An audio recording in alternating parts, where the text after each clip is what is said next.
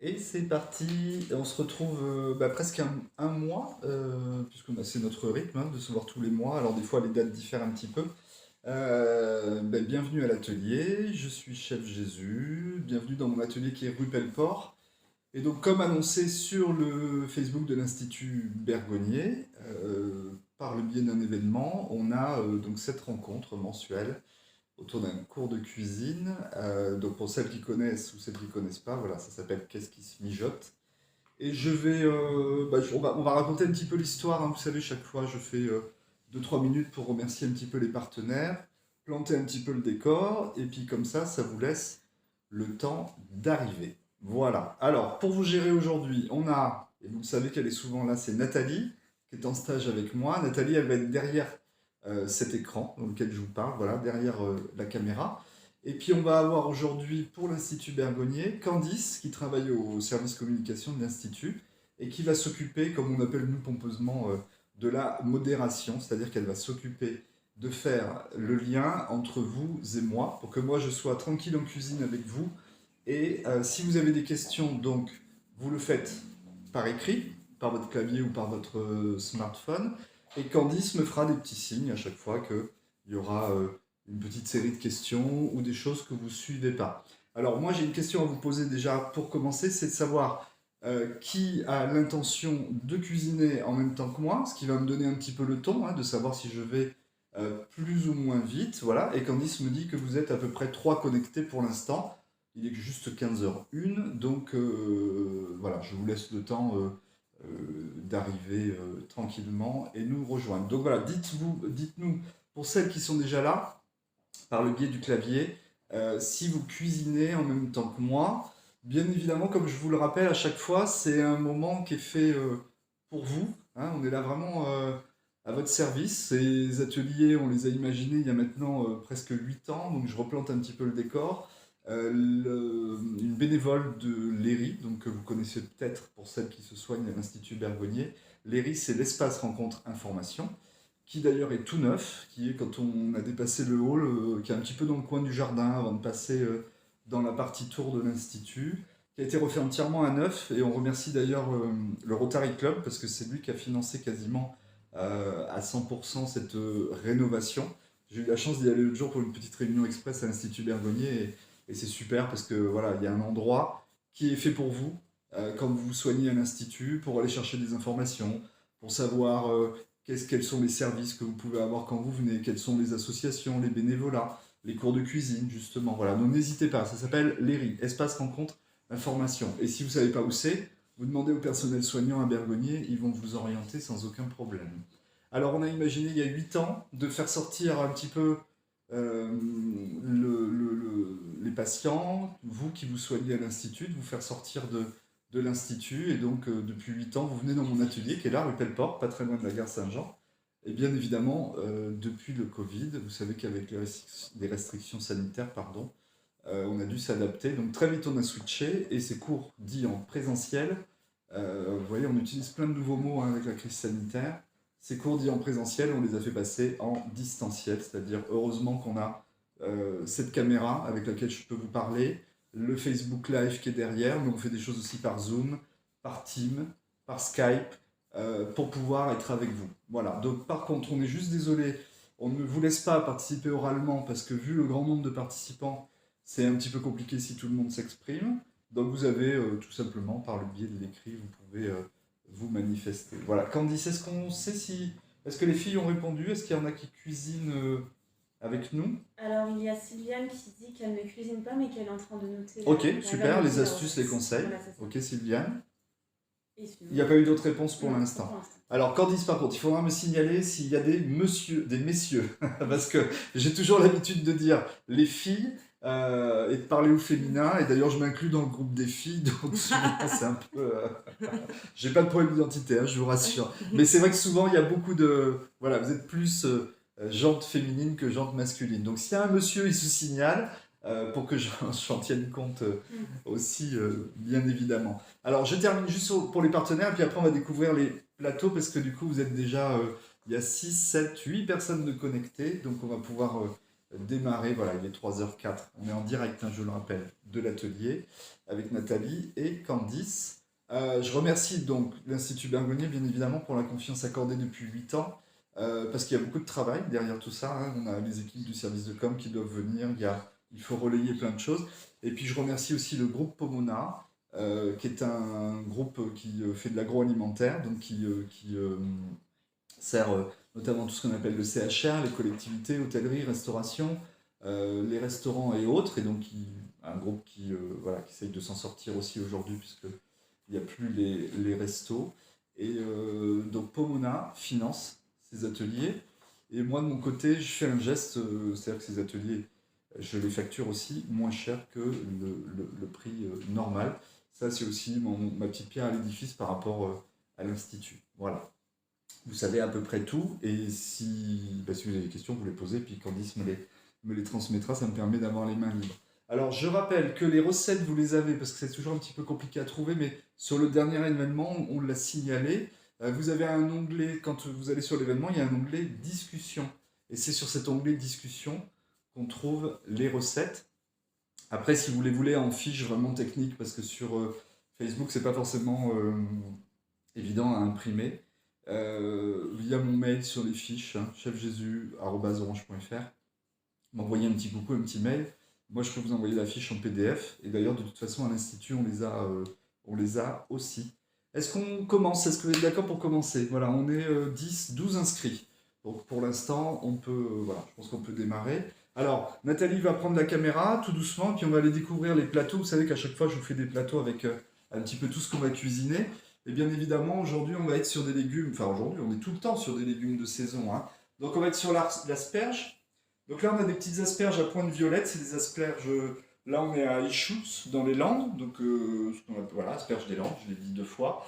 Et asperges vertes. Alors, j'ai dû faire une petite digression parce qu'asperges vertes, j'ai pas trouvé sur le territoire. Donc, vous me pardonnerez pour une fois. Celles-là, elles viennent d'Espagne. Voilà, donc je pense qu'on est un petit peu sur. Quand on est sur des produits d'Espagne, on est un peu plus sur de la culture intensive. Et vous savez à quel point je suis attaché à la culture du coin. Mais pour la recette d'aujourd'hui, puisque peut-être que je prends aussi un peu d'avance sur la saison des asperges, j'ai pas trouvé. Vous voyez, je vous cache rien, les filles, hein. Un beau bloc de parmesan, c'est le même que j'ai râpé. Donc j'ai fait ce qu'on appelle une petite neige de parmesan qui est dans le bol, avec une râpe que vous allez voir, je vais l'utiliser pendant le cours, qui est une râpe microplane. C'est une râpe professionnelle, mais que vous trouvez aussi en mode particulier. Et franchement, s'il fallait avoir une râpe dans la vie, c'est à mon avis celle-là. C'est pas la peine d'en avoir d'autres. Elle est miraculeuse. 6 œufs, on ira chez mon épicier favori. Ça, c'est Saravan sur le bassin d'Arcachon. J'ai sorti des petites graines de paradis. Je vais vous montrer ce que c'est. Et puis un petit citrus pepper. Ça, c'est pour vous faire découvrir. C'est un poivre dans lequel il y a des huiles essentielles de citron. Et alors, ça met un coup d'éclat sur les asperges. C'est assez impressionnant. De la crème, 30% en matière grasse. Mais pour une fois, si vous voulez prendre de la crème allégée, ou une crème de soja ou autre chose, c'est juste pour tenir la cuisson du flan. Donc là, vous pouvez. Et puis sel aujourd'hui, j'en ai sur du sel de l'île de Ré, mais j'aurais pu prendre aussi du Guérande, de l'île Madame ou du Noirmoutier. Enfin voilà, faites-vous plaisir avec les fleurs de sel qui vous plaisent. Et un petit jus de citron, ça va nous servir pour cuire les asperges. Nathalie va vous montrer là-bas, ça va atterrir dans un petit plat à bain-marie. Là, j'ai pris, vous savez, j'ai l'habitude de détourner les bocaux. Alors, j'aime bien, ça, c'est un petit bocal à pâté. Et puis, ça, c'est des petits bocaux ouais, que vous commencez à les voir un petit peu partout. On va cuire le flan là-dedans. Pourquoi? Parce que c'est un flan qu'on ne peut pas démouler, hein. Vous allez voir, c'est assez compliqué. C'est quelque chose qu'on mange à la petite cuillère. Allez, on change de plateau, Nathalie. Tant qu'on est là, on va partir sur une petite cocotte de porc. Donc, moi, je vais partir sur des cocottes individuelles. Vous pouvez le faire dans une grande cocotte. Vous pouvez le faire dans un plat qui va au four. La seule chose sur laquelle j'insiste, c'est qu'il faut que ce soit une cuisson au four, parce que ça donne quelque chose d'un peu plus sympathique qu'un sauté de porc qu'on aurait fait directement dans une cocotte. Alors, pour le porc, on a soit du sauté. Le sauté, je rappelle, c'est des morceaux qu'on va trouver dans le filet, dans la pointe, on peut aussi en trouver dans les chines. Et du coup, je vous ai pris aussi ce qu'on appelle des côtes, donc dans les chines. Je rigole beaucoup parce que j'ai un papa qui dit des côtes de Chine. Voilà, il est espagnol, donc je lui ai expliqué l'autre jour, c'était pas des côtes de Chine, c'était des côtes dans l'échine, avec du gras autour. Et sinon, vous avez ce qu'on appelle les côtes premières, c'est les copines des côtes échines, mais elles sont beaucoup plus, elles n'ont pas la veine de gras. Voilà. Mais pour moi, ma recette, j'ai pris quelque chose qui avait un petit peu de gras. Des pommes Canada, ce que j'appelle des pommes à cuire. On peut prendre de la golden. Par contre, vous allez bannir tout ce qui est pommes granny, pink lady, toutes les pommes roses qui, à mon avis, sont moins faites pour la cuisson, sont faites pour des tartes, pour la pâtisserie ou pour croquer. Mais ça, les pommes Canada, c'est impeccable pour la cuisson. Il y en a bien d'autres, hein, je ne vous ai pas toutes citées. Quelques oignons, un petit peu d'ail, des carottes, des radis, parce que vous allez voir le radis cuit. Moi, je déteste le radis cru parce que je ne le digère pas. Mais le radis cuit, c'est génial dans la petite cocotte, ça donne un petit goût de navet, voilà. Du chorizo pour faire nos petites pommes de terre rate. Et puis on ira à la découverte de curry en poudre et de curry en pâte. On retrouve encore un petit peu de crème et du laurier, parce que ma voisine m'a amené des lauriers de son jardin sur le bassin d'Arcachon l'autre jour. Et du coup, voilà, ça c'est du laurier frais qui a déjà séché et qu'on mettra en cocotte. Voilà. Je vous rappelle, s'il y a des questions, ça se passe par le biais de Candice, par le biais de votre écran. Je vais aller, voilà, on a 2 heures devant nous et 15h10, on a largement le temps de faire les 2 recettes. Si vous avez des questions, parce qu'il y a des choses que je n'aborde pas, vous n'hésitez pas. S'il y a des choses que vous n'avez pas compris, vous n'hésitez pas. J'essaye toujours que ce soit le plus interactif et le plus ludique possible. Vous savez, les filles, je m'imagine que moi, je suis assis aussi derrière mon écran en train de regarder pendant 2 heures un pimpin qui parle. Et je me dis finalement, voilà, est-ce que je ne serais pas tenté de zapper rapidement? Donc, entamons la conversation. Surtout, n'hésitez pas. Vous savez que je me ferai un plaisir de répondre. Et puis, une fois que vous avez fait les recettes, parce que je sais que vous êtes de plus en plus à effectivement regarder, noter les astuces. Là, notamment, on va parler des asperges. Il y a pas mal d'astuces à donner. Et vous refaites après chez vous. Eh bien, montrez-nous. Je ne sais pas d'ailleurs si on pourrait les mettre sur le Facebook de l'événement. Il faudra qu'on regarde. Je ne sais pas si vous pourriez poster vos images. Mais en tout cas, moi, vous avez mon 06. Je ne pourrais pas le dire trop fort. Je l'ai mis en bas des recettes. C'est mon 06 professionnel. Vous pouvez m'envoyer des photos. Comme je vous le dis, voilà, le samedi, dimanche, je ne vous réponds pas parce que je suis off. Mais je me fais un plaisir de vous répondre à chaque fois.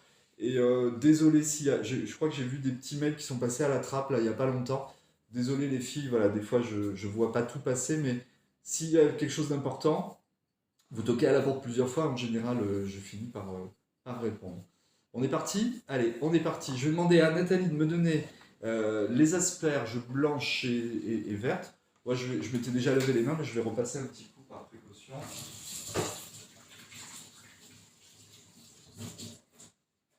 Voilà.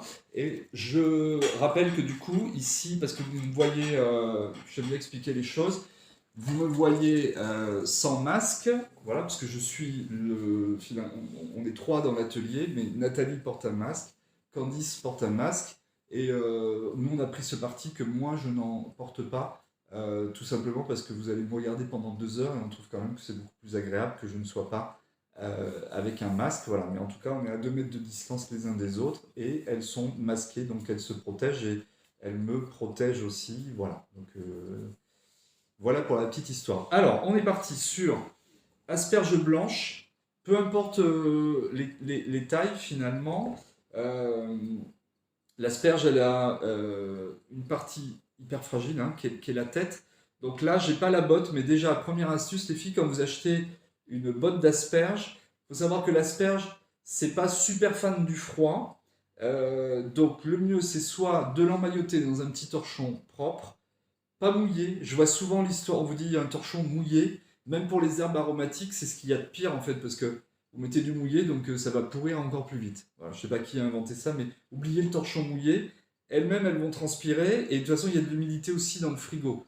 Donc ça peut être mis dans le bas du frigo.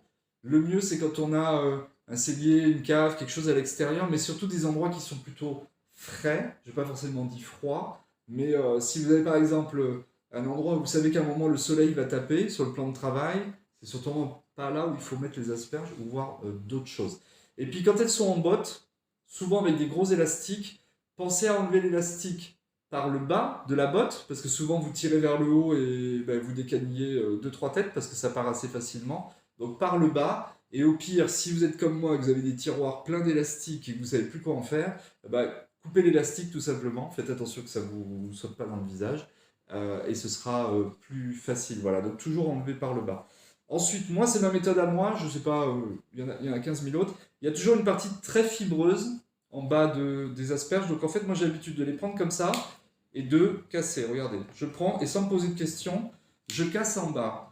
Et en général, là où vous avez réussi à la casser, c'est que du coup vous aviez effectivement cette partie qui était complètement fibreuse. Et là, on a une partie qui l'est beaucoup moins. Alors, j'entends toujours les producteurs qui disent oui, mais moi, mes asperges, parce qu'évidemment, enfin, ils sont fiers de leurs produits, hein, je les encourage, mais qui vous disent oui, même mes asperges, j'ai pas besoin de les casser en bas parce qu'elles sont pas fibreuses. Regardez, là, on est sur une partie qui est un petit peu flétrie, donc oui, il faut l'enlever. Voilà. Ensuite, on vous parle souvent, la planète, pas faire de gaspillage. Alors, moi, j'ai pas attendu que la planète aille mal pour ne pas jeter des choses dans la poubelle. Vous savez qu'en cuisine, on a l'habitude de tout récupérer. Donc ça, vous le lavez. Vous allez tout simplement l'écraser, je vais vous montrer. Je vais laver vite fait ici. Là. On l'écrase avec le plat de la main, hein, c'est pas plus compliqué que ça. Ou sinon, vous prenez un rouleau à pâtisserie, vous en profitez pour vous défouler un petit peu, pour passer vos nerfs. Ça, vous allez... Deux solutions. Huile d'olive dans une casserole. On fait revenir un petit peu, sans rien rajouter. Mais on peut rajouter aussi des échalotes, de l'oignon, ce qu'on voudra. On fait revenir un petit peu. On couvre avec 1 litre d'eau et on laisse frémir 20 minutes à peine. Et vous avez ce qu'on appelle une eau d'asperge. Vous avez un petit bouillon d'asperge qui vous sert par exemple après à alimenter un riz à risotto, ou qui vous sert à les mettre dans un autre plat, ou à faire un début de soupe dans lequel on va mettre des petits morceaux d'asperge dedans, ou un roux par exemple, mélange de beurre et de farine. Et on va monter ce roux avec l'eau d'asperge, au lieu de mettre du lait. Et on a une béchamel qui a un goût d'asperge, qui peut servir à venir napper des asperges. Donc vous voyez, on n'a rien jeté. Et si vous ne voulez pas faire rissoler dans la matière grasse, directement dans 1 litre d'eau, écrasé comme ça, on fait frémir 20 minutes, on laisse reposer. Bien évidemment, on filtre. Et si on voulait aller encore plus loin, cette eau d'asperge, avant de filtrer, vous me mettez le mixeur plongeur dans cette eau d'asperge qui a bouilli 20 minutes, vous mixez tout. Donc là, un petit peu, vous savez, quand on fait les têtes de crevettes, pareil, là, vous avez une mixture assez infâme, puisque immangeable, hein, il y a toutes les fibres, et vous filtrez. Et là, vous aurez un bouillon d'asperges, m'en direz des nouvelles. Voilà, alors vous voyez, ça, je vais le mettre de côté, et moi, je vais le garder pour plus tard. Pas de questions pour l'instant, les filles, on est bon? Ouais, on est combien sur la toile, là, du coup? Toujours une petite... 9, une petite dizaine, c'est bien. Regardez, je vais laver mes asperges pour les nettoyer. Voilà. Et maintenant, on va passer juste un petit coup rapide de... Alors, soit un coup d'économe, soit un coup de rasoir. Vous savez que moi, j'utilise toujours ces petits rasoirs, ce qu'on appelle les épluches peaufines. Vous êtes beaucoup à m'avoir dit que vous étiez équipé entre-temps, donc ça doit coûter 7 euros. Là, on est chez Mastrad, mais il y a plein d'autres marques qui le font. Pourquoi j'insiste avec ça? Parce qu'il y a vraiment une griffe et que ça vient vraiment tout prendre. Ouais. Avec ça, je fais tout, les filles. Hein. Je fais les pommes de terre, les carottes, je fais tout. Alors qu'avant, j'avais un couteau pour les asperges, un rasoir pour ça, un truc pour les pommes de terre, et j'en avais ras-le-bol d'avoir des trucs plein mon tiroir. Et les tomates et les poivrons. Et les tomates, alors c'est peaufine, puisque effectivement ça fait tomate, poivron, kiwi, voilà, toutes les peaux qui sont un petit peu compliquées à faire. Alors, je vais, pour peler, tu vas te rapprocher un tout petit peu, Nathalie, je vais toujours peler mon asperge avec la pointe dans la main, parce que souvent vous avez tendance à mettre l'asperge sur la planche à découper. Alors, là j'ai des asperges droites, mais on le verra tout à l'heure avec les vertes. Quand vous tournez, si jamais vous avez une asperge qui est un petit peu tordue, on a tendance au moment où on la tourne, on va la casser parce que du coup, on a appuyé dessus. Donc regardez, on la prend ici et on va simplement... Alors, je vais en prendre. Celui-là me joue des tours. Voilà. Et on va simplement, en appuyant ici... Voilà. Alors, je vous parle de matériel en disant qu'il est bien. Celui-là, il marche un peu moins, mais parce que ça fait 11 ans que je me le prenne. Et il a quelques heures de vol. Donc, il va passer, celui-là, il va passer à la poubelle. Voilà. Mais sinon, je vous montre sur un rasoir neuf, il n'y a pas de souci. Donc, voilà ce que je vais obtenir, les filles. Juste enlever, à partir de la partie fibreuse, vous voyez, on voit bien que ça, ce serait un petit peu compliqué à manger. Hein. D'accord? Allez, je continue ici. Sylviane a une question concernant le petit rasoir là, que vous utilisez. Pour le nom et l'adresse qu'il faut donner. Alors, j'ai pas forcément d'adresse. Ça s'appelle un épluche peaufine. Il y en a dans toutes les marques. Après, je vous cite moi celle-là parce que c'est mon coup de cœur à l'atelier. La marque, c'est Mastrad. Ça, vous connaissez. Il y a plein d'objets Mastrad. C'est M-A-S-T-R-A-D. Après, ça se trouve sur le site directement du produit Mastrad. Et sinon, je crois en avoir vu dans les magasins Geneviève Le Tu. Il y a des magasins qui s'appellent Le Bruit du Frigo, des choses comme ça. Vous allez pouvoir trouver ça. Sinon, ça se commande aussi sur Internet. Pour celles qui sont de Bordeaux, j'en ai aussi à l'atelier, parce qu'on a un petit côté boutique. Voilà, à l'occasion, si vous avez besoin, je peux toujours dépanner. Voilà. Ça, c'est surtout pour les tomates qu'on le prend. Hein. Et là, vous allez voir, regardez. Alors, j'appuie un petit peu les fils quand même. Hein, ça se fait pas tout seul. Et des fois, il faut repasser un petit peu dessus.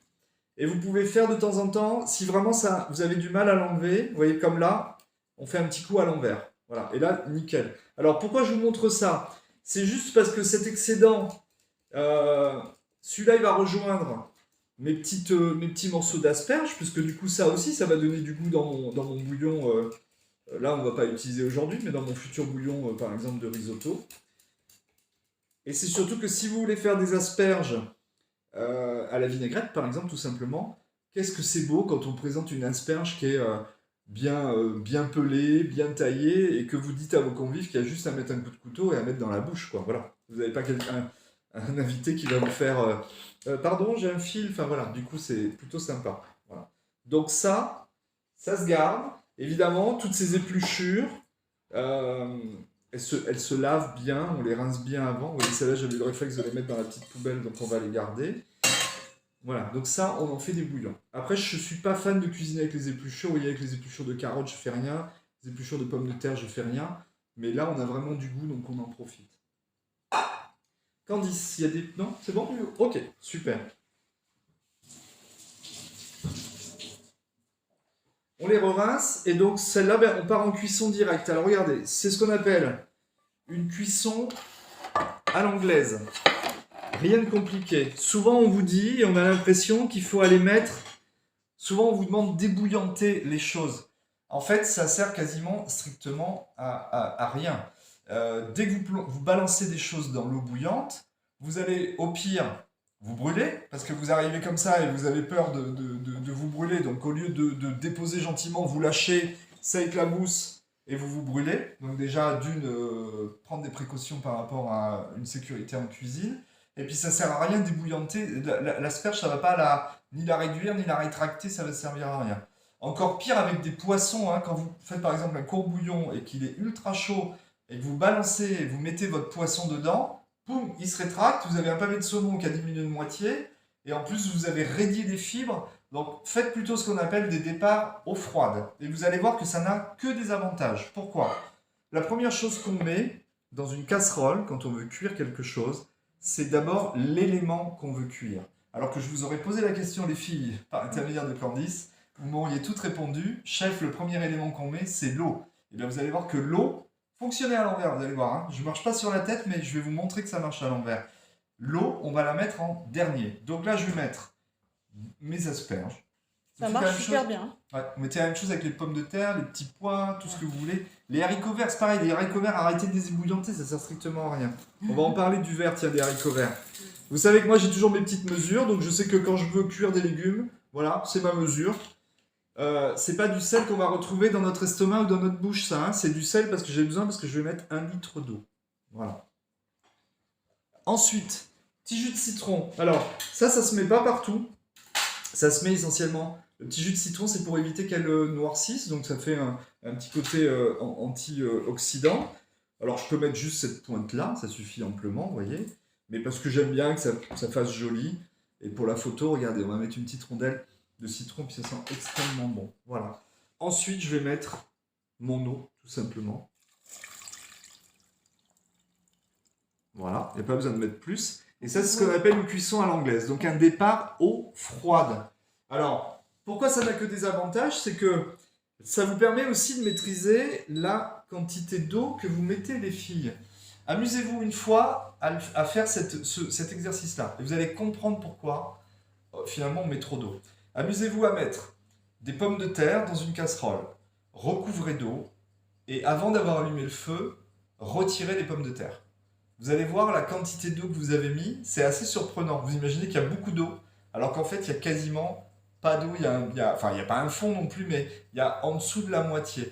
Alors que vous, si vous aviez mis d'abord l'eau, vous auriez rempli quasiment la casserole. Il y a Candice qui dit oui, du coup, voilà. La casserole à 3/4. Tout ce que je vous dis, c'est ce que c'est tout ce que je constate dans mes cours depuis 11 ans. Vous savez, l'atelier ici, rue Pelleport, il a 11 ans, et on a fait des centaines et des centaines de cours de cuisine, et il y a, je crois, plus de 3 ou 4 000 personnes qui sont venues en 11 ans. Donc, l'idée, c'est de faire des économies aussi d'eau. Donc vous verrez que finalement on met beaucoup trop d'eau. Donc vous mettez de l'eau, vous la faites bouillir. Donc déjà vous faites bouillir 1 litre d'eau là où vous aviez besoin peut-être de 400 ml d'eau. Ensuite vous voulez mettre vos patates pour les faire tomber, vous les lâchez, vous brûlez. Vous mettez de l'eau partout, il faut tout nettoyer. Et puis finalement vous vous rendez compte que vous aviez trop d'eau. Donc vous prenez la casserole avec tous les gamins qui courent partout, donc encore plus dangereux. Suis-moi Nathalie. Et vous videz l'eau dedans. Vous avez la moitié des pommes de terre qui tombent dans l'évier. Bien évidemment, il y avait des trucs sales au fond de l'évier, donc il faut laver les patates. C'est génial, voilà. Alors que si vous mettez les légumes directs, il n'y a pas de souci. Voilà. Vous m'avez compris, hein, je pense. Hein. Ah, oui. Allez, je vous taquine un peu les filles. On part sur les asperges vertes. Toujours pareil, même punition. Regardez, bim, là où ça casse, vous voyez, j'ai voulu casser là, et ça c'est un bon exemple. J'ai voulu casser là parce que je pensais là, et ça a cassé plus haut. Parce que l'asperge, elle m'a dit que cette partie-là, elle n'en voulait pas. Voilà, tout simplement. C'est aussi bête que ça. Tac, vous voyez, ça fait un joli bruit là. J'ai pas besoin de beaucoup. Est-ce qu'on a... Donc, personne ne cuisine en même temps que moi, finalement. Je repose un petit peu la question. Et ça, vous gardez, hein, ok? Alors, je mets dans un autre petit cul de poule parce que l'asperge verte, elle n'a pas le même goût que l'asperge blanche. Voilà. Et là, assez vite, toujours pareil, la tête... Ah ben là, je vais pouvoir remontrer. Regardez, celle-là, elle a une tête courbée. Si je fais ça à un moment, je vais pouvoir la casser parce que, du coup, vous voyez, comme elle est courbée, en appuyant, je peux casser la tête. Alors que là, pas de souci. Non, on n'a pas de réponse, Candice, du coup. Ok. Je vous embête, hein, mais j'ai l'impression d'être tout seul, les filles ici. Abandonné. Abandonné. Qu'est-ce que j'ai hâte de vous retrouver en présentiel. Alors, on est en train de travailler pour, bien évidemment, reprendre ces cours à l'atelier dès qu'on pourra. Hein, l'idée, c'est de vous protéger vous, c'est de me protéger moi. C'est aussi qu'on puisse faire un cours sans les masques, qu'on ne se pose pas la question de savoir si quelqu'un... à pas envoyer un petit Covidou au-dessus d'un plat et que tout le monde va le manger, qu'après on va tous être malades. Donc voilà, on attend pour l'instant. Mais en tout cas, on fait aussi un gros travail, les filles, pour savoir si on peut continuer ces cours en distanciel. Parce qu'on s'est rendu compte qu'il y en a beaucoup d'entre vous qui n'étaient peut-être jamais venus dans mon atelier et que du coup, on a...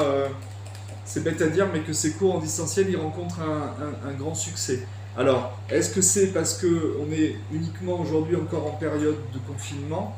Est-ce que c'est parce que, et on pense plutôt à cette version-là, qu'il y en a beaucoup d'entre vous qui ne connaissaient pas les ateliers et qui du coup, par le biais de l'internet, ont pu nous rejoindre. Et puis je me fais l'écho de... Attendez, je baisse un petit peu le feu, voilà. Je me fais l'écho d'une d'entre vous qui un jour m'a dit qu'effectivement, quand on était en parcours de soins, même en habitant sur le bassin d'Arcachon, ben Bordeaux, c'était un petit peu le bout du monde. Voilà. Et je sais très bien que quand on est voilà, un peu flagada ou après un traitement, on n'a pas forcément envie de venir ou de se montrer. Donc le présentiel, il est super important pour nous parce que pour celles qui sont venues à l'atelier, vous savez qu'il se passe des choses merveilleuses ici. Et vous savez, ici, c'est comme à la maison, il y a un canapé. Si on est un peu fatigué, on s'assoit, on se rejoint. C'est un moment d'échange et on sait qu'on a besoin d'être les uns avec les autres dans ces moments un peu complexes et compliqués.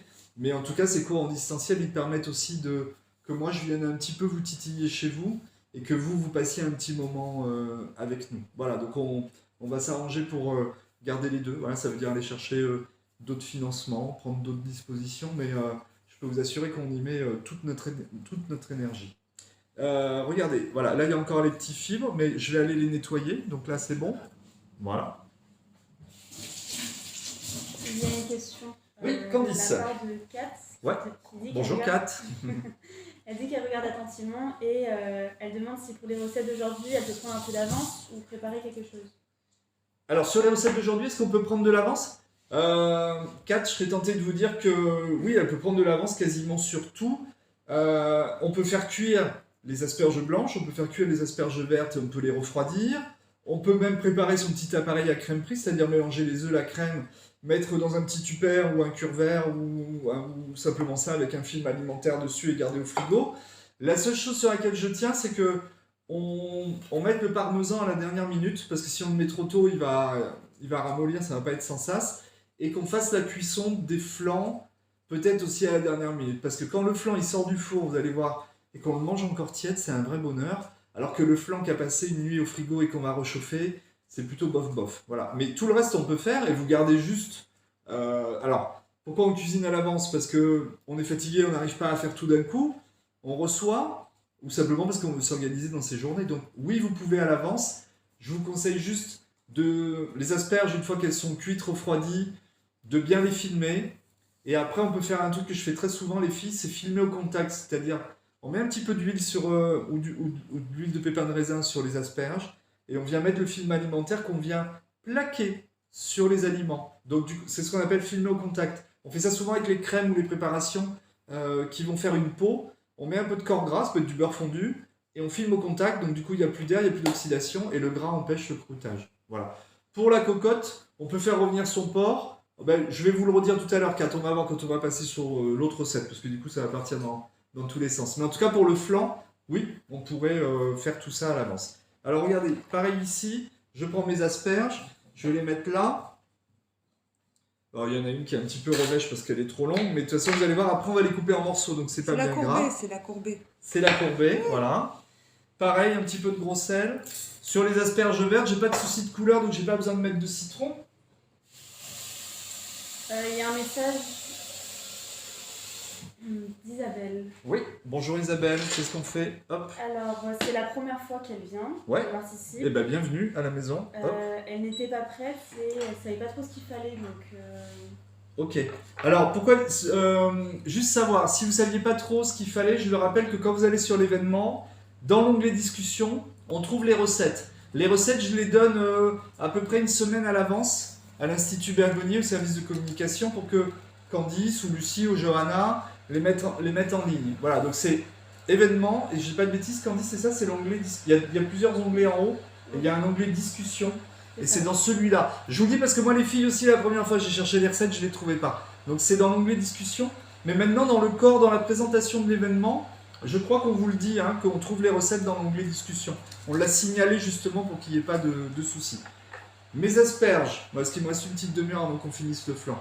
Mes asperges donc sont en train de cuire. On vérifie toujours. Tu vas me suivre, on va faire une petite plongée dans la casserole, Nathalie, s'il te plaît. On fait toujours dans la partie la plus épaisse. Regardez, toujours avec la pointe du couteau. Donc là, je vais prendre mon asperge, je vais aller plonger dedans. Je vois que j'ai encore un petit peu de résistance, mais quasiment plus. Donc on ne va pas tarder à les enlever. Vous voyez que finalement, j'arrive à vous montrer que l'asperge, 8-10 minutes à l'eau bouillante, on est plutôt pas mal. Et après, on peut même éteindre le feu. Et c'est ce que j'appelle la décuisson. Alors, cherchez pas, ça n'existe pas dans le dictionnaire Larousse. Je crois qu'on est plusieurs cuisiniers à avoir l'inventé. La décuisson, j'appelle ça, c'est quand c'est encore chaud et que c'est éteint. Mais ça continue de cuire parce que c'est dans le chaud. Donc, ça continue forcément une certaine transformation.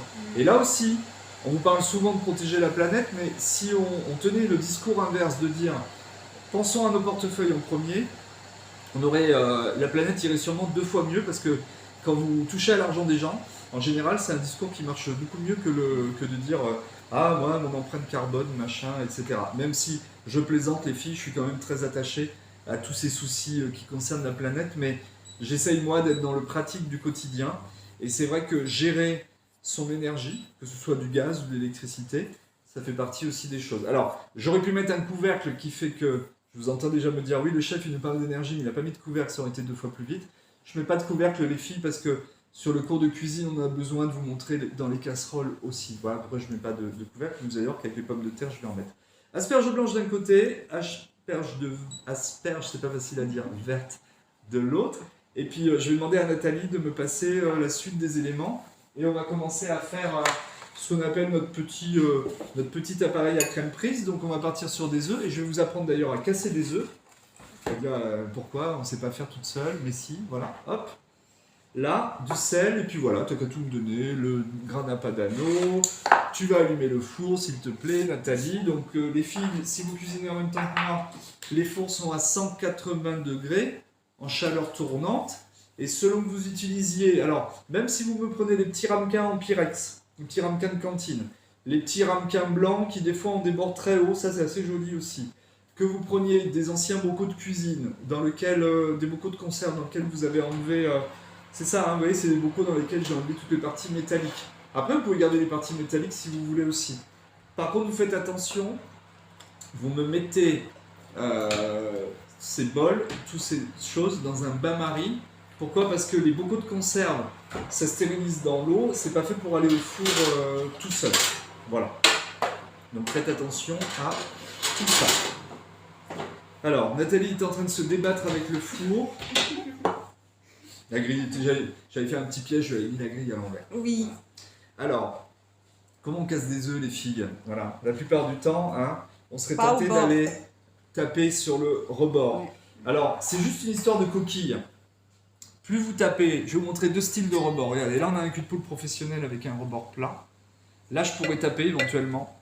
Et là on a toujours des bords très coupants, vous voyez. Plus je vais taper là-dessus, plus je vais faire de micro-coquilles. Plus j'ai de chances de me retrouver avec des coquilles dans ma préparation. Alors qu'en fait, si vous tapez directement sur quelque chose de plat, vous voyez, ça fait un petit impact. J'ouvre, clac. Et je me retrouve avec quelque chose, alors là parce que je ne l'ai pas fait assez vite, mais je me retrouve avec des choses assez propres. Je vais vous montrer, regardez. Pim, j'ouvre là directement, voilà. Et j'ai quasiment à chaque fois 0 petite coquille. Parce que qu'est-ce qu'il y a rien de plus agaçant que d'aller chercher la coquille. Ah Alors, ouais. on l'a tous fait avec le doigt. Alors, poum, faites-le avec les enfants, c'est assez marrant. Hein. Poum, on veut attraper la coquille et ça part à côté. Alors, pour la coquille, en général, on prend une cuillère et on y va franco et on essaye d'attraper. Mais c'est vrai que l'albumine, c'est assez compliqué. Vous voyez, tac, ça fait une cassure qui est nette. Je suis sûr que même Candice, elle faisait pas comme ça avant. Voilà, on plonge les deux doigts, regardez, et vous avez quelque chose de plus net. Après, on a tendance à vous dire que il y a aussi, vous voyez là on le voit bien, hein, regardez la cassure, elle est complètement nette. On a tendance à dire aussi que pour des petits soucis de salmonellose, hein, c'est souvent là où on trouve, ouais je peux pas faire mieux, hein, voilà, tac. On aurait tendance, la salmonellose, pardon, elle est présente sur la coquille bien souvent. Donc le fait d'aller sur les ingrédients fait qu'on peut infecter notre préparation. Chose que j'ai pas faite là parce que je suis sur des œufs ultra frais. En général, on casse aussi un œuf dans un petit ramequin, on le sent avant de le rajouter dans sa préparation. Pourquoi ? Parce que si à un moment on a mis 4 œufs, 5 œufs et que le dernier il est pourri, on met un œuf pourri dans une préparation, il y avait déjà 5 œufs et on vient tout foutre en l'air. Fiche en l'air, pardon. On revient ici un petit peu, on va regarder, je pense que là j'ai mes asperges qui sont cuites.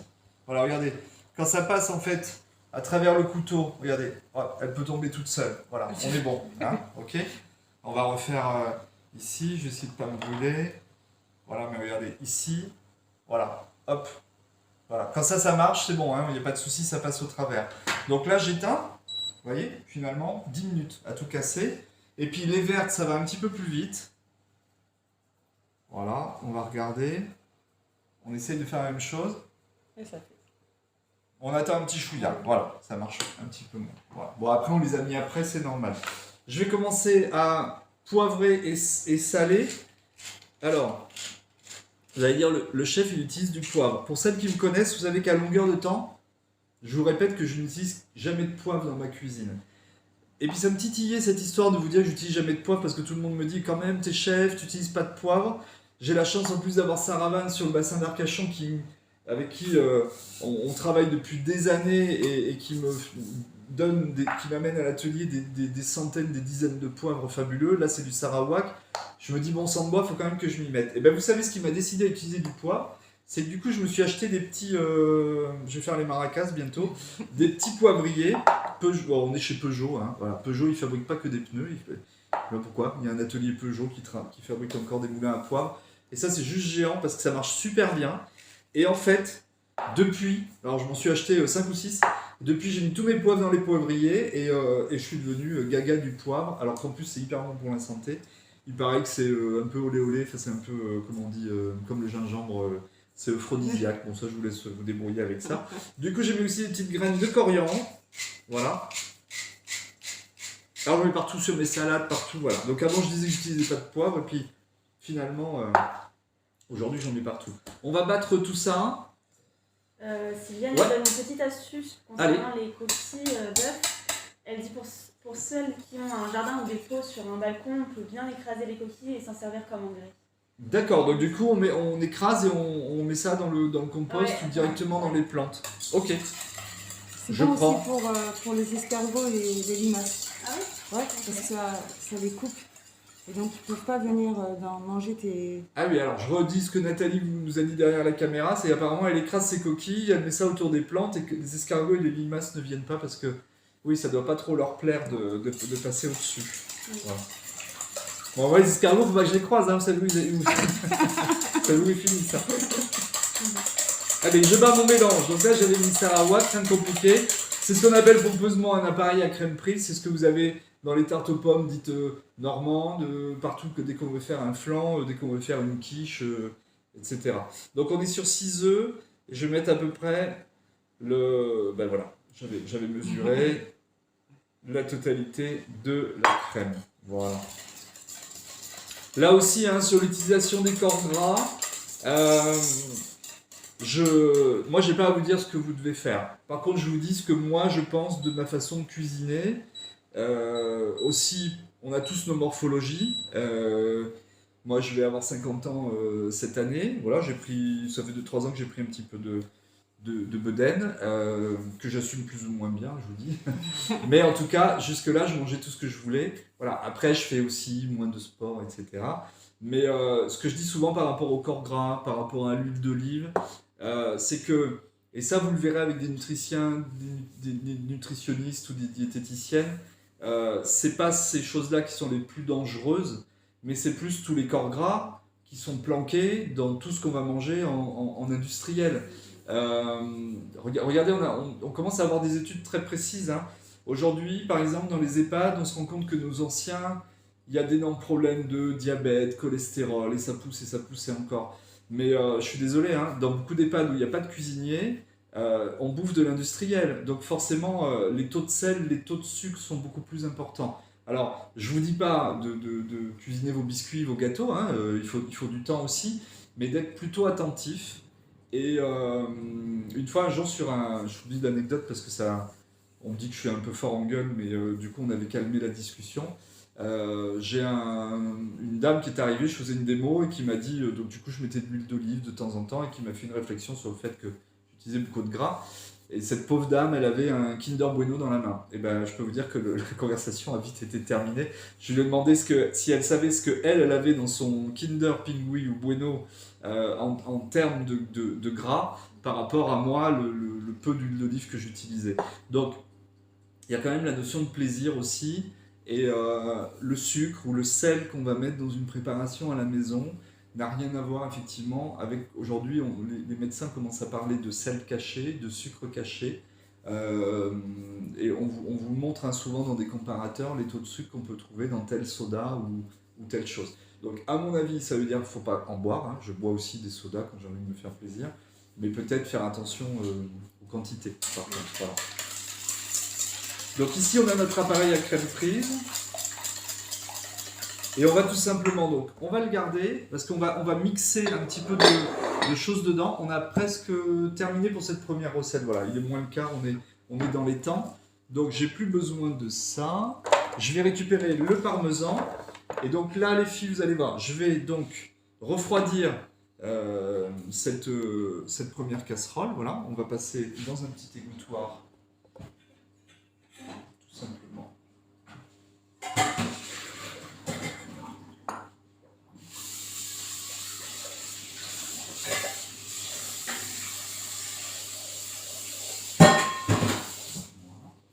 Alors, quand vous voulez refroidir, le mieux, parce que souvent, moi j'avais aussi cette habitude-là, de mettre ma casserole sous le robinet et de faire couler.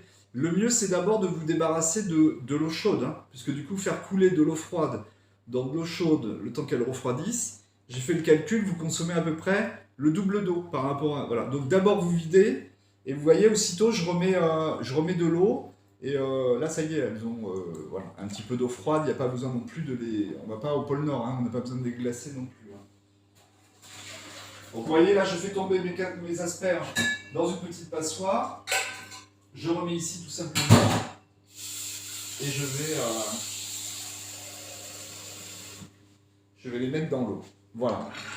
Alors, on va traiter les asperges de deux façons. Regardez, ici je vais garder les pointes, parce que ça c'est quand même extrêmement bon. Hein, j'avais un client une fois, un élève qui me disait moi si je pouvais manger que des pointes, bah oui, évidemment. Faites-vous plaisir, hein, les asperges ça va durer 2-3 mois. Faut aussi soutenir les producteurs, hein, aussi, voilà. Et ça après vous allez le couper un petit peu n'importe comment. Parce que vous allez voir cette préparation là, en fait ce flan c'est un double asperge. C'est-à-dire qu'on condamne un petit peu les asperges blanches. Ça, c'est la version que je vous propose. Après, vous pourrez faire tout ce que vous voudrez, vous pourrez même faire l'inverse. Je vais mixer ces asperges blanches avec ma préparation. On aurait pu d'abord les mixer directement dans la crème au préalable. Ça aurait été possible. Et ensuite, on va plutôt couper les vertes, tout simplement.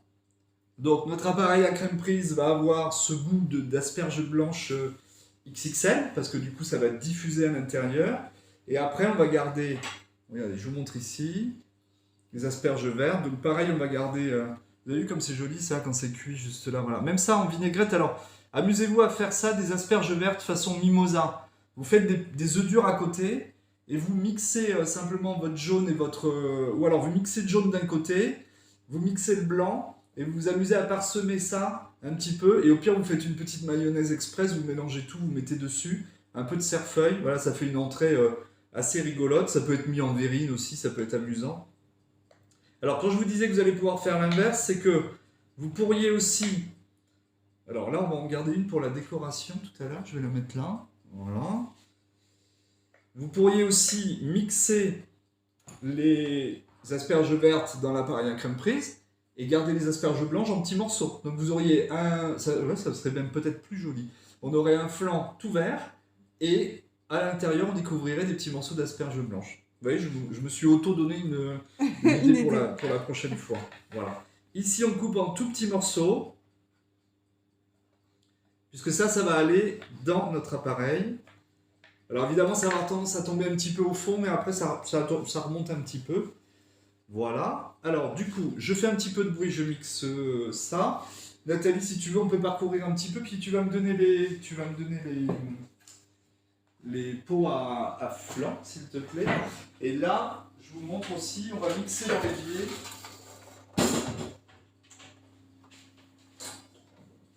Je les apporte pas. Ouais, tu peux les laisser là pour l'instant. Et tu vas faire le tour, tu vas venir me rejoindre à l'épier. Voilà. Nathalie va faire le tour, c'est la magie de la caméra. Voilà. Pourquoi je vous montre les... Voilà.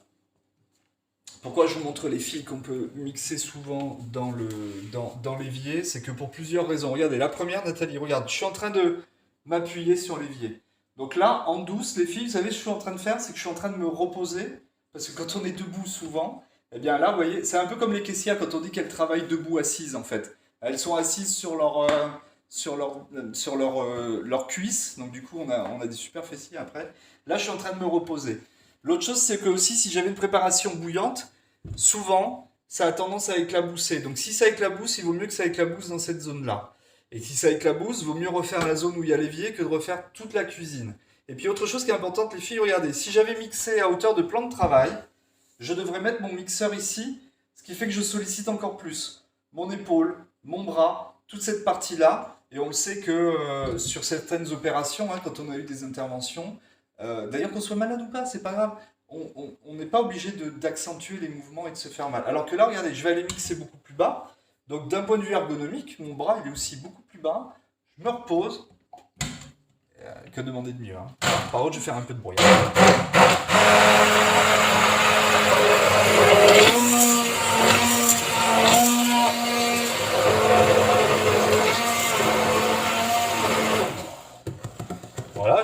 deuxième petit coup.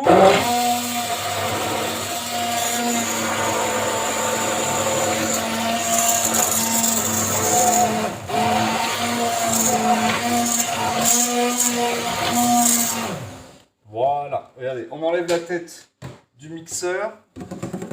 Chose assez importante, quand on mixe, toujours le mixeur au fond, n'allez jamais chatouiller la surface. Hein. En fait, vous vous éclaboussez quand vous dites allez, vous remontez. Dès que vous arrivez à la surface, boum, vous avez comme les pots d'échappement, ça sort sur le côté. Et c'est comme ça que vous refaites toute la cuisine. Regardez, ça je vous montre aussi très très souvent. Si vous rincez, voilà, si vous rincez à l'eau froide directement, il n'y a pas besoin de laver. Alors que si on l'avait laissé dans l'évier un long moment, ça aurait séché, il aurait fallu gratter après. Alors, j'ai une préparation en plus que là, j'ai bien émulsionné. Et puis en plus, c'est super parce que comme j'avais mis du poivre, du sel, bah du coup, ça a aussi mixé tout ça et ça a un petit peu infusé. Alors, je mets un petit peu d'ordre. Ici, voilà, là. Nathalie fait le tour gentiment de l'autre côté. Voilà. Vous savez pourquoi elle va doucement aussi, Nathalie? Parce qu'on s'est rendu compte que voilà, quand on allait lentement, c'était plus agréable aussi pour vous derrière la caméra. J'ai quasiment tout, regardez, je vais rajouter ici mon parmesan. Alors là, j'ai des grosses quantités parce que vous savez que les filles, quand elles viennent ici à l'atelier, elles repartent toujours avec un petit doggy bag. Donc du coup, j'en fais toujours un petit peu plus pour que tout le monde puisse avoir ce qu'il faut. Voilà, regardez, ici le parmesan à la dernière minute. On va commencer gentiment. Ça sent bon. Ça sent bon, hein. Là ça sent l'asperge, ça sent le parmesan. On va remettre. Bon, ça c'est simplement un moulin dans lequel j'ai des petites choses qu'on m'avait ramenées de Marrakech, où il y a des petites choses séchées. Et ma foi, ça donne un super goût à mon sel. Voilà, pas de questions les filles là-dessus. On est dans les 5 dernières minutes de cette première recette et puis on va passer à l'autre recette. Donc ça c'est quelque chose que vous pouvez faire pendant toute la durée des asperges. On m'a souvent posé, je vais mettre le mot dans l'ordre, la question par rapport au fait de se dépanner avec des asperges en conserve. Alors, les asperges droites qu'on trouve comme ça dit asperges pique-nique ou un peu plus grosses, moi j'en prends quand j'ai envie de me dépanner en hiver, de manger des asperges où je mets un petit peu de vinaigrette ou une vinaigrette moutardée. Après, pour faire de la cuisine, des tartes, c'est vrai que rien ne vaut quand même l'asperge fraîche. Voilà, c'est quand même mieux. Voilà. Pas besoin de beurrer ni de fariner les moules puisqu'on va aller directement taper dedans après hein, avec notre cuillère. Vous voyez, on commence avec un petit peu d'appareil. Donc ça que je rappelle, c'est 6 œufs, de la crème, du sel, du poivre. On a aussi mis un petit peu de coriandre. Ouais, je suis en train d'en mettre partout, moi. Un petit peu de coriandre et du sel. Et puis on a mixé les asperges blanches dedans. Ensuite, voilà, on va prendre les asperges vertes qu'on va répartir à l'intérieur de nos moules. Vous voyez, c'est aussi simple que ça. Hein. Alors, vous pouvez aussi vous amuser. Vous voyez, c'est rigolo, il y a toujours des transversales dans mes recettes. Tout à l'heure, on va faire une poêlée de pommes de terre au chorizo. Eh bien, est-ce que le chorizo, d'après vous, les filles, il n'aurait pas pu atterrir là-dedans hein, ça serait pas mal aussi. Hein. Asperges vertes, des petits dés de chorizo. Et hop, le tour est joué et ça fait une super entrée. Voilà, voilà. Allez, je continue. Je mets le reste de ma préparation. Voilà. Essayez quand vous faites des choses comme ça de ne pas monter trop haut. Pourquoi? Parce que graphiquement, vous gardez du volume. Voilà. Alors que si vous l'aviez mis à ras-bord, vous allez avoir une présentation qui est beaucoup moins jolie. Dites-vous aussi que cette préparation, elle va aussi légèrement gonfler au four. Donc forcément, voilà. Alors, on parlait tout à l'heure de ce qu'on peut faire à l'avance pour répondre... Qui c'est qui nous demandait? C'était 4 ou je sais plus. 4. C'était 4. C'était 4, oui. Ouais, 4. Vous demandiez tout à l'heure ce qu'on pouvait faire à l'avance. Donc, toutes les asperges, l'appareil à crème prise, ça peut être battu à l'avance. Je vous demande juste de garder le parmesan à la dernière minute et la cuisson au four au dernier moment. Voilà, donc c'est pas ce qu'il y a de plus compliqué. Je passe. Pardon? Je voulais préciser dans les messages ouais. qu'il fallait le garder dans le... Ok, ok. Ici, regardez, parce que ça c'est pas joli, hein, ce que j'ai fait. Donc avant que ça parte au four et que ça cuise, Je prends un petit chiffon mouillé qui me sert qu'à la cuisine et je vais simplement aller frotter tout le long. Et puis voilà, le tour est joué, c'est propre. On va rajouter, je prends de l'eau.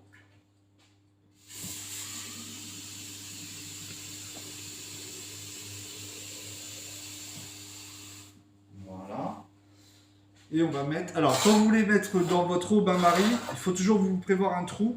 Parce que si vous faites ça, vous dites je vais mettre entre les deux, vous allez forcément mettre de l'eau dedans. Hein, donc on fait attention. Le bain-marie, ça permet aussi une cuisson beaucoup plus homogène. On met quoi, 2 litres, 1 litre, non? Ouais, on met à moitié, à mi-hauteur en fait. À mi-hauteur, d'accord. Donc plutôt que de vous répondre en litres, je vous réponds plutôt à mi-hauteur. Voilà. Un bain-marie, je ne sais pas s'il y a quelque chose à voir avec le prénom Marie, mais en tout cas voilà, bain-marie, ça s'écrit pareil. Il y a Maryse aussi dans la cuisine, enfin il y a plein de choses. Et du coup, Nathalie va poser sa caméra. Et donc je rappelle que le four est à 180 degrés. Je mets un petit peu d'ordre pour la suite de la recette, les filles. Et puis ma foi, on n'est pas trop mal. Donc ici, vous avez les petites têtes d'asperges blanches que je garde ici pour tout à l'heure. Les petites têtes d'asperges vertes que je garde aussi ici. Ça va être pour faire une petite décoration à la fin, sûrement avec des petites graines ou des choses comme ça. Voilà. Je lave ma planche à découper. Je vous laisse voir les filles sur cette recette-là. Il y a des questions ou pas. Et s'il n'y a pas de questions, vous pouvez prendre 2 secondes pour vous faire un thé ou pour boire un verre d'eau. Et enfin, même pas, 2 minutes, je suis là, hein, je reviens.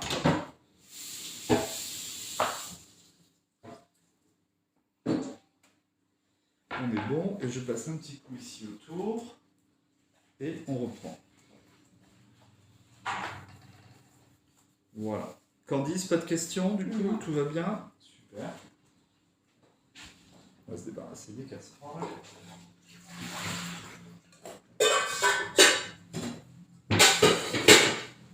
Voilà. Alors regardez aussi, autre avantage hein, des plaques à induction, c'est que là, juste avec une petite microfibre mouillée, on passe dessus. Et ça, c'est vrai que... Alors, c'est que sur l'induction, parce que c'est vrai que sur les placards radiants ou halogènes, comme ça cuit autour et c'est très très chaud, ça recuit, alors que l'induction, en fait, c'est toujours froid autour et un petit peu chaud au milieu. Voilà. Alors, on y va pour la deuxième recette.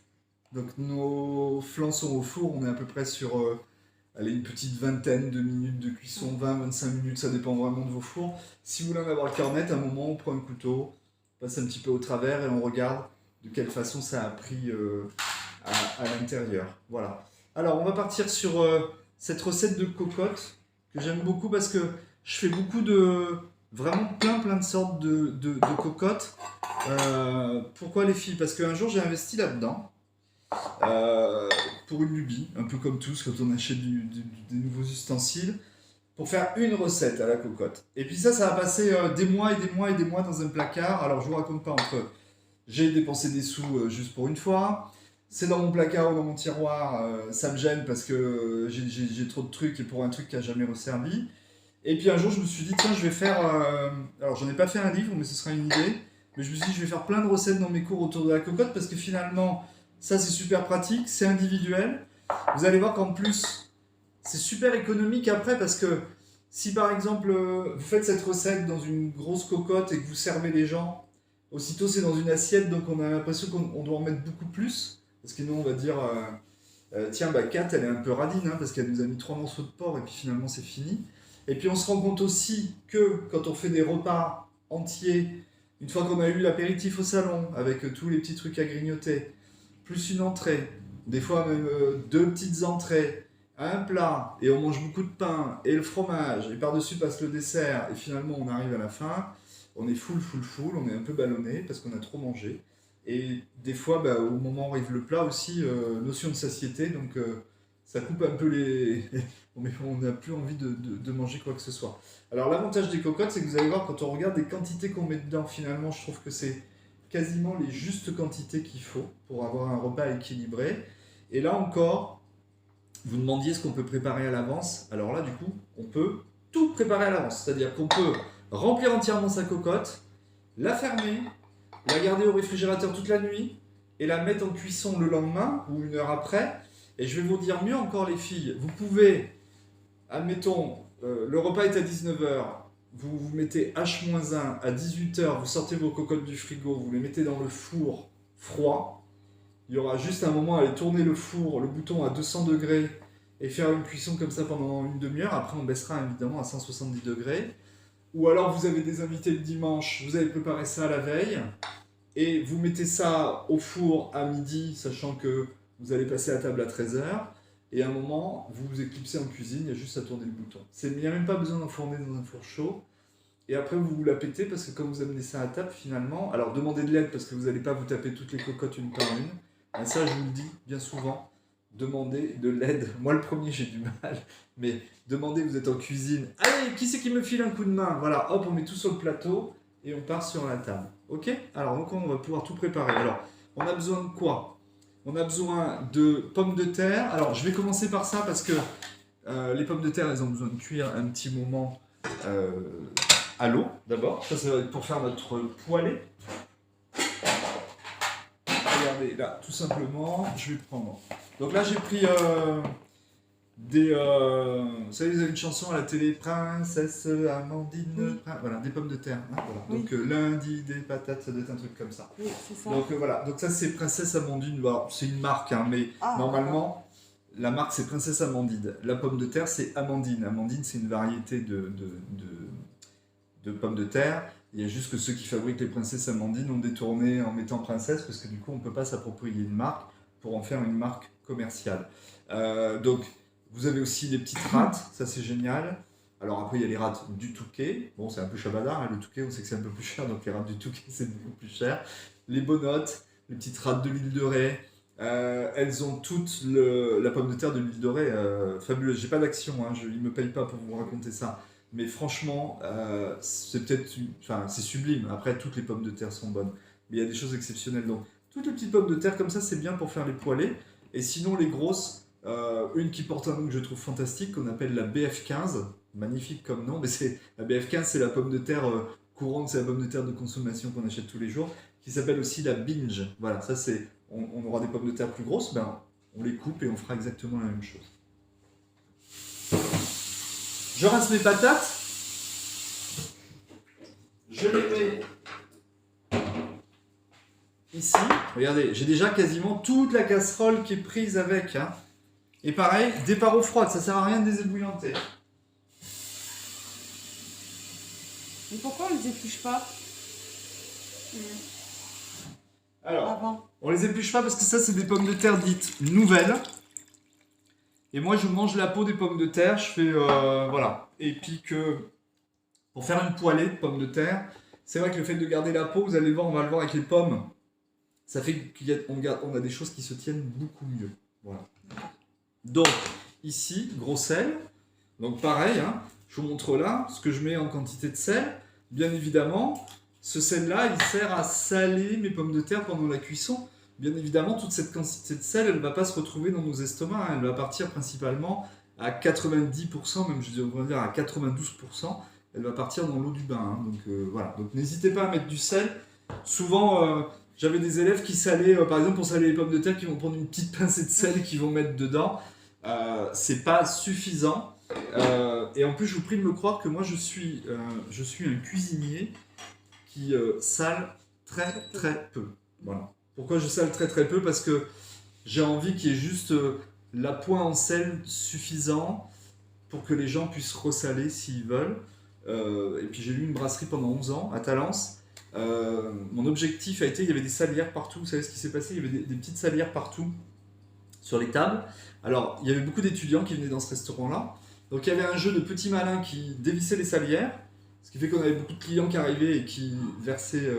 voilà, ça c'est du bizutage de bas étage, on va dire. Parce que moi, du coup, je devais renvoyer le plat. Du coup, j'avais pas suffisamment de plats. Donc là, j'ai pris un peu le bouilli. Mais comme c'était des clients, voilà, je n'ai pas le droit de les mettre dehors. Mais je me suis dit, on va enlever les salières. Non, pourquoi j'ai enlevé d'abord les salières? C'est parce que j'avais beaucoup de clients aussi, quand mon plat du jour arrivait devant eux. Ils prenaient la salière et ils y allaient alors que j'avais mis le bon appoint. Et je me suis dit, je vais les apprendre à Là aussi, je suis pas un dictateur, mais c'était ma version à moi de la cuisine. De leur dire, je vais leur apprendre à avoir à nouveau les saveurs des aliments et pas que le sel. Donc eux, ils disaient, oui, c'est pas salé, ça n'a pas goût de sel. Mais je leur disais, mais mon plat du jour, c'est pas du sel avec un bourguignon. C'est d'abord un bourguignon avec une adjonction de sel, parce qu'on le sait, le sel, c'est un exhausteur de goût. Voilà. Et souvent, on cherche d'abord, par exemple, au lieu d'avoir le goût du bourguignon, on cherche le goût du sel. Alors dans ce cas-là, manger des pots de sel, c'est ce que je leur répondais. Et puis finalement, un jour, j'ai enlevé les salières de la table, et je peux vous dire que sur 120, 130 couverts qu'on faisait au quotidien, il y avait peut-être de temps en temps une table ou deux qui réclamaient le sel. Et vous savez, à chaque fois, ceux qui réclamaient le sel, c'était les petits nouveaux. Parce que les autres, effectivement, ils avaient pris l'habitude de dire « Mais mon Dieu, on a toutes les saveurs ». Et j'avais fait ce pari, voilà, d'enlever le sel. Et du coup, tant que j'étais, j'ai viré le poivre. Voilà. Et hop, on en parle plus. Allez, j'attrape les pommes. Oh, pardon. Voilà. Donc là, on est sur des petites Canada. On va enlever... Alors ça, vous imaginez pas à quel point ça m'agace.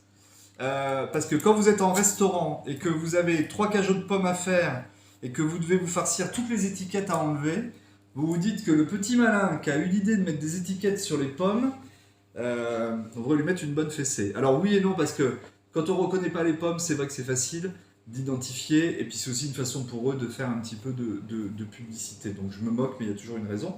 Je vais laver mes pommes. Pourquoi je vais les laver? Parce que en fait, je vais conserver la peau. Alors, je conserve la peau pour plusieurs choses, les filles. Parce que d'une, on aura une meilleure tenue par rapport au quartier de pommes, parce qu'on va les faire revenir un petit peu dans de l'huile et du beurre. De deux, parce que dans la peau, il y a plein de vitamines. Et de trois, parce que par rapport à la couleur que ça va donner, c'est sympa aussi d'avoir les deux textures et les deux couleurs. Alors, on part. J'avais oublié de sortir le beurre, mais ça va, le frigo était pas trop loin. On part sur... D'abord, on va faire revenir toute notre viande et nos pommes, pardon. Donc, on se rend compte que quand on cuisine, tout simplement, on veut colorer, le beurre a un pouvoir de coloration, de croûtage, beaucoup plus important que l'huile. Je vous donne souvent l'exemple des Saint-Jacques.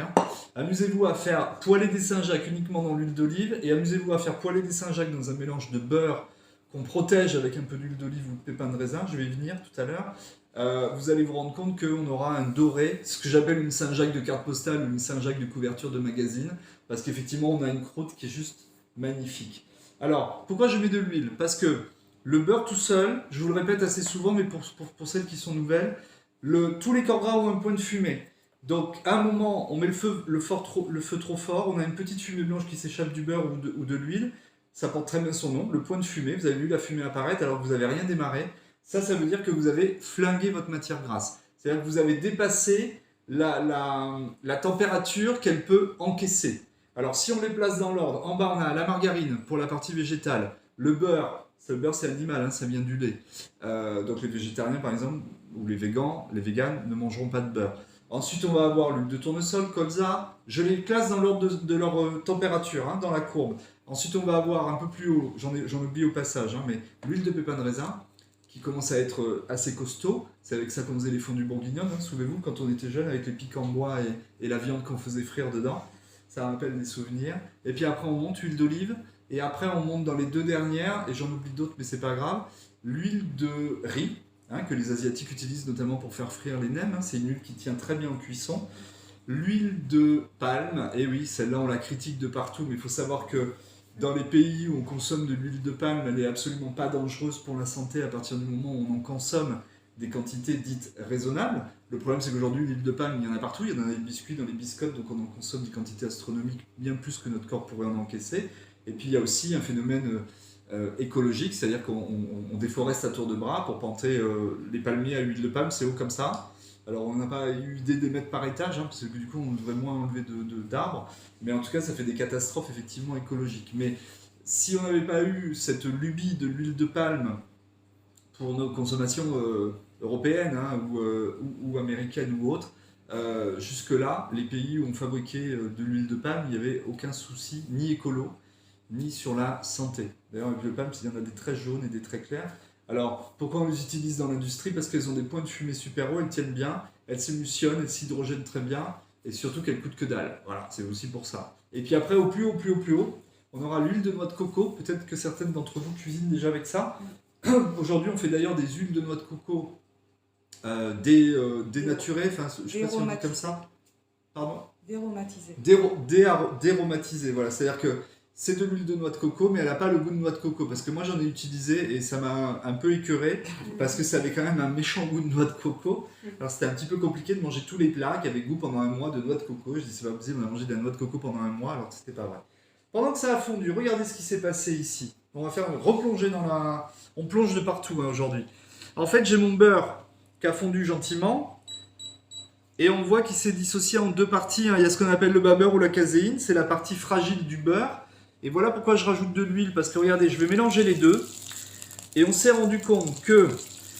Alors, il y a des chimistes qui disent que non. Mais nous, tous les cuisiniers, on fait ça et ça fonctionne plutôt bien. Donc les chimistes, désolé, vous allez vous faire cuire à un œuf parce que moi, voilà, ça marche. On s'est rendu compte que de mettre de l'huile avec le beurre, à poil égal, on va avoir d'un côté une poêle qu'avec du beurre et une autre avec du beurre coupé avec un peu d'huile, pépins de raisin, colza, tournesol, ce que vous voulez. Eh bien, on se rend compte que le beurre et l'huile mélangés, ça brûle moins vite que le beurre tout seul. Voilà pourquoi on met toujours quelques gouttes d'huile. Et puis du coup, au lieu de mettre que du beurre, on a aussi deux goûts, on a une matière aussi plus importante. Alors là, ça a fondu, j'ai mélangé, et comme j'ai beaucoup parlé et que j'ai pas fait mes pommes, j'ai rebaissé mon feu, voilà, pour pas que ça brûle. Les pommes, vous allez les couper en 4. Vous allez voir, maintenant, ça va aller assez vite. Cette histoire de cocotte, finalement, c'est pour ça que je prenais un peu de temps pour vous parler, parce que c'est assez fastoche. On jette un coup d'œil sur le four. Alors, je rappelle qu'un four, ça s'ouvre. D'abord, on ouvre la porte en se reculant pour laisser sortir toute la vapeur. Et après, on met la tête dedans. Bien souvent, moi, le premier, j'ouvre et je mets la tête dedans. Ouais. Laissez partir la vapeur. Qu'est-ce que ça donne, Nathalie? C'est un peu blanc encore. Ouais, ça fige tranquillement. Ouais, ça fige, ouais. Ok. Tu peux pousser un petit peu à 200 si tu veux, il n'y a pas de souci, on va gagner du temps. Et puis regardez, ici on va évider les pommes. Alors, évider les pommes, c'est prendre avec la pointe du couteau, on vient passer ici gentiment. Vous voyez, tac. Alors là, j'ai des Canada, elles sont super bonnes. Moi qui n'ai pas l'habitude de croquer dans les pommes, vous voyez là, si je m'écoutais, je croquerais à plein dedans. Là, elles sont super bonnes, elles sont juteuses. Je pense que même Nathalie, elle a l'odeur là-bas, même sans...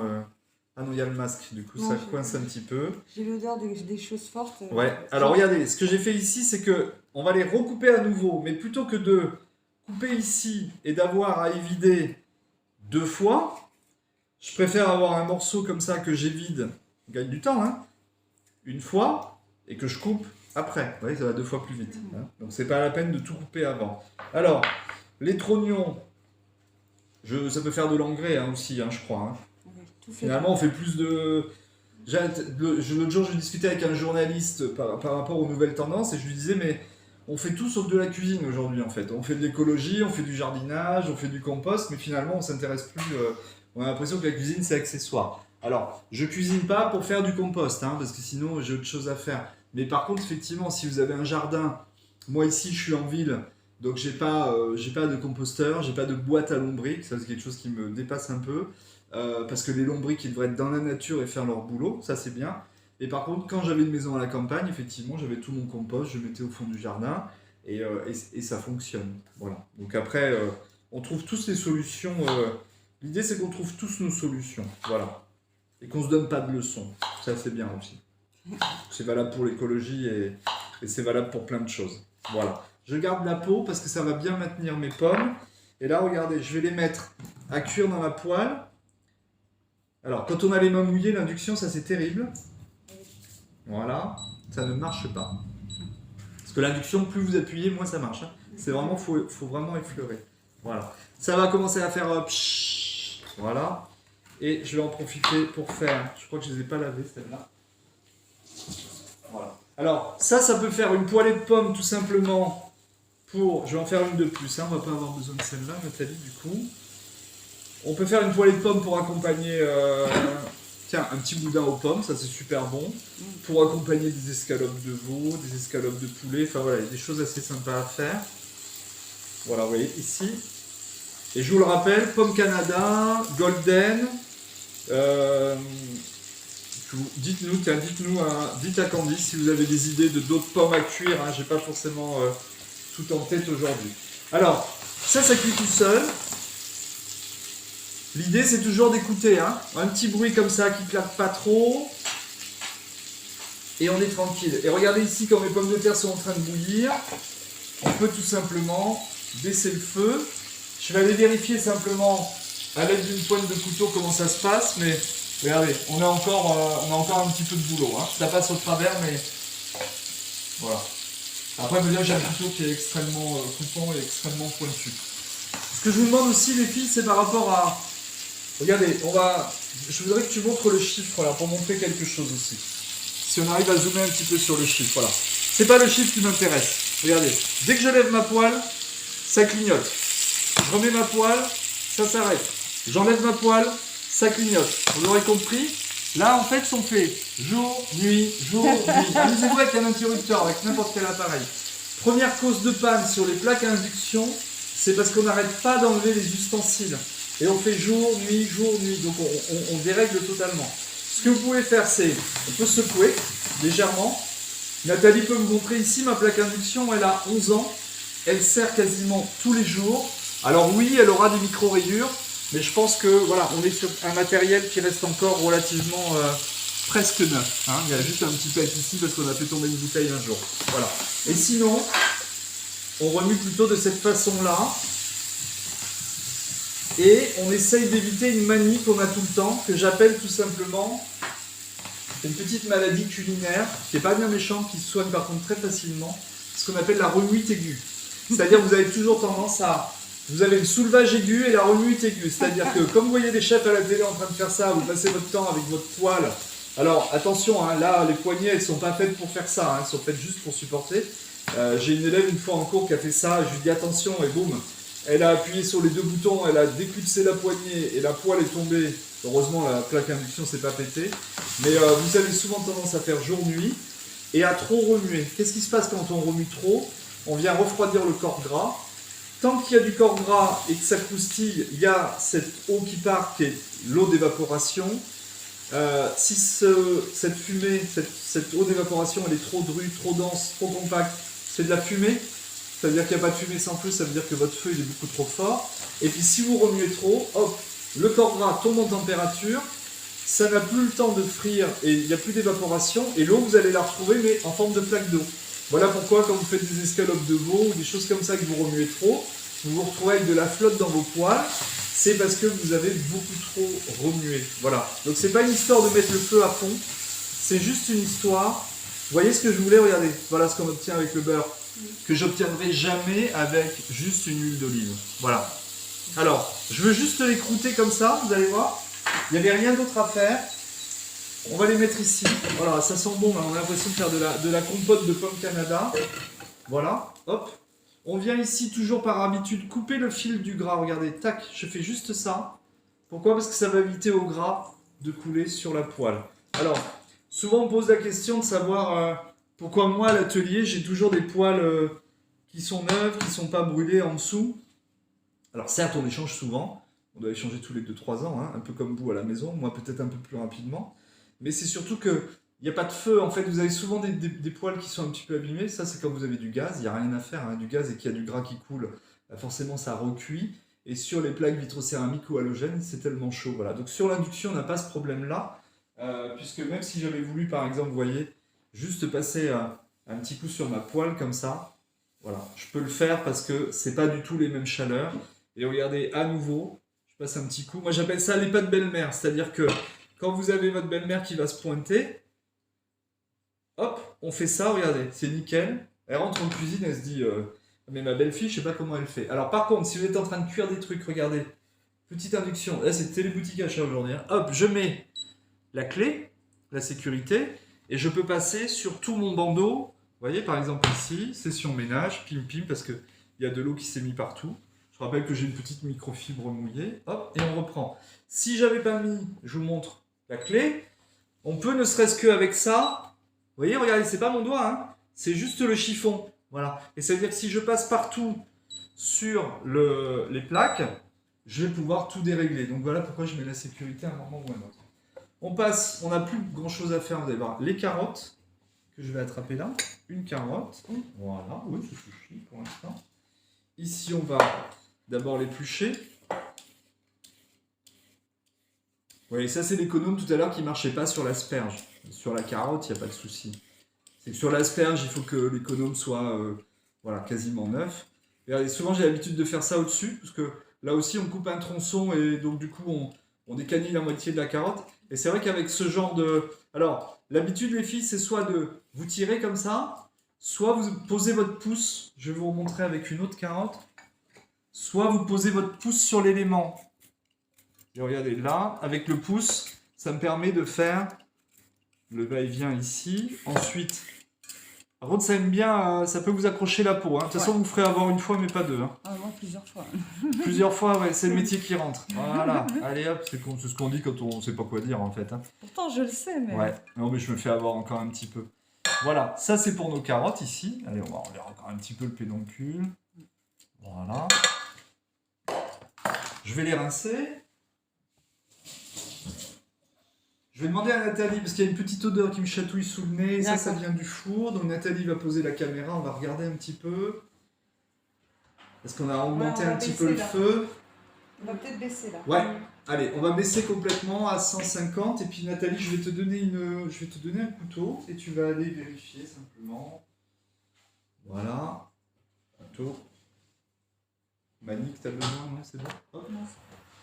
On tire la plaque un petit peu, voilà, sans se brûler. Et on va aller planter un couteau pour voir comment ça se passe. Mais vu que ça a gonflé, ça a un petit peu craqué, à mon avis, mais pas trop mal. Le couteau est propre, voilà. Alors, on va les laisser par précaution encore 5 minutes, et puis après, Nathalie va les retirer du feu. Et pendant ce temps-là, regardez, deux façons de faire des tagliatelles. Là, j'ai pris un rasoir à légumes. Ici, du coup, je vais rallumer mon feu, puisque je l'avais éteint temporairement, voilà, pour pas que ça brûle. Ici, un petit peu. Voilà. Donc soit vous prenez un rasoir à légumes et vous allez commencer à tailler de cette façon-là. Donc on a des petites tagliatelles toutes fines. Rasoir à légumes, ça peut être aussi tout simplement avec un économe, hein, ça marche très bien. Pensez juste à tourner de temps en temps. Voilà. Soit on veut garder ce côté un petit peu strié. Et on va simplement, regardez, ça marche très bien. C'est le même couteau que tout à l'heure. C'est même encore plus joli, vous voyez, parce qu'elles ont un côté un petit peu dentelé. Alors maintenant, moi, quand je fais des salades, par exemple, tomates, carottes, concombres, j'utilise que ça pour faire mes tagliatelles. Voilà. Et les gens me demandent comment j'ai fait, mais regardez, voilà. Hop. Et là, on a... Regardez. Boucle d'or. Voilà, ça fait directement rond, c'est magnifique. Voilà. Alors, ces tagliatelles de carottes, il y a deux solutions. Soit vous les mettez un petit peu à la poêle, c'est ce qu'on va faire. Et en plus, j'ai le soleil qui arrive sur la poche à découper, c'est génial. Tac, voilà. C'est la première fois que ça fait des ronds, hein, ça m'était jamais arrivé avant, hein, donc voilà, je sais pas pourquoi. Du coup, je l'ai fait tomber. Voilà, ici. Alors ça, on jette pas, c'est plutôt que de s'abîmer les doigts. Vous savez, c'est pareil quand vous avez une mandoline, vous voulez faire le dernier morceau, et c'est en voulant faire un dernier morceau que vous mettez les doigts dedans, et hop, on finit soit aux urgences, soit avec un gros pansement. Laissez le petit bout, on s'en fiche, gardez-le pour autre chose. Et là, c'est pareil, ça va rejoindre... j'ai toujours, moi, dans mon frigo, une boîte comme ça, où il y a ce genre de choses que je vais couper grossièrement en 2 ou 3.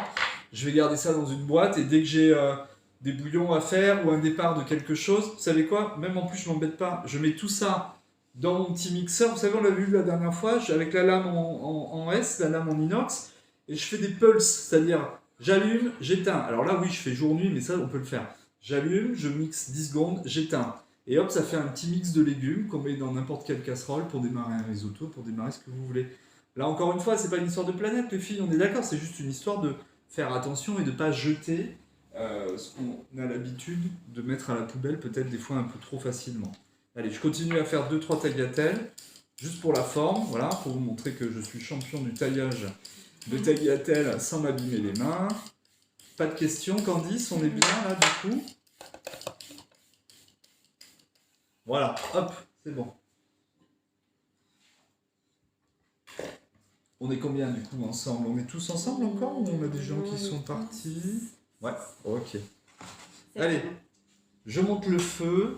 Alors, les filles, je vous pose des questions à savoir, est-ce qu'il y a des recettes que vous avez envie de faire? Ça, je vous dis, vous pouvez dire à Candice, tiens, j'ai envie de ça. Évidemment, si je peux les réaliser, après sinon je me renseigne. On se pose la question aussi de cette session de 2 heures. Alors, on fait 2 heures de suite parce que c'était comme ça qu'on avait conçu l'atelier, mais est-ce que vous aimeriez aussi avoir 2 rendez-vous, par exemple? Est-ce que sur l'événement, on pourrait dire effectivement c'est de 15h à 17h, mais à 15h, on annonce une recette, et puis ensuite à 16h, c'est un peu ce qu'on fait d'habitude, mais on annonce une autre recette. À savoir que si on part sur cette configuration-là, je ne peux pas croiser. Vous savez que des fois, je fais 2 recettes en même temps, et des fois, je suis obligé de croiser parce que je mets quelque chose en cuisson avant. Donc ça, c'est juste une question d'organisation. Faites-nous savoir comment vous vivez ce moment-là. Moi, j'ai besoin de m'alimenter de ça, les filles, de savoir si... Est-ce que c'est un moment vraiment plaisant? Est-ce que c'est ludique? Est-ce que c'est pas trop long? Voilà, parce que je peux aussi la fermer sur certains trucs et aller plus vite. Voilà, j'ai besoin que vous me disiez comment vous ressentez les choses, parce qu'on les fait pour vous. Alors, les tagliatelles, les pommes, c'est fait. Vous allez voir maintenant, rien de très compliqué. On va s'intéresser au curry, parce que du coup, je voulais faire une petite cocotte au curry. Alors, ça, j'achète ça en épicerie asiatique depuis des lustres. C'est une pâte qui s'appelle curry vindai. C'est fait à Rothier, dans le sud Bretagne. C'est pas fait au bout du monde. Si vous regardez derrière, moi je me renseigne toujours de savoir où viennent les trucs. Rothier ou Rétier, voilà, c'est dans le haut de la France. Et c'est merveilleusement bon. Il y a du curry, il y a du curcuma, il y a des épices, il y a plein de choses. Ils en ont fait une pâte. Donc ça, souvent, je l'utilise de cette façon-là. Vous voyez, hop, je vais mettre ici et je vais délayer. Ah bon, on va se mettre au soleil, tiens, avec un petit peu de crème. Voilà, on met, regardez, toute la crème. Ça, c'est ce qui va aller au fond des cocottes.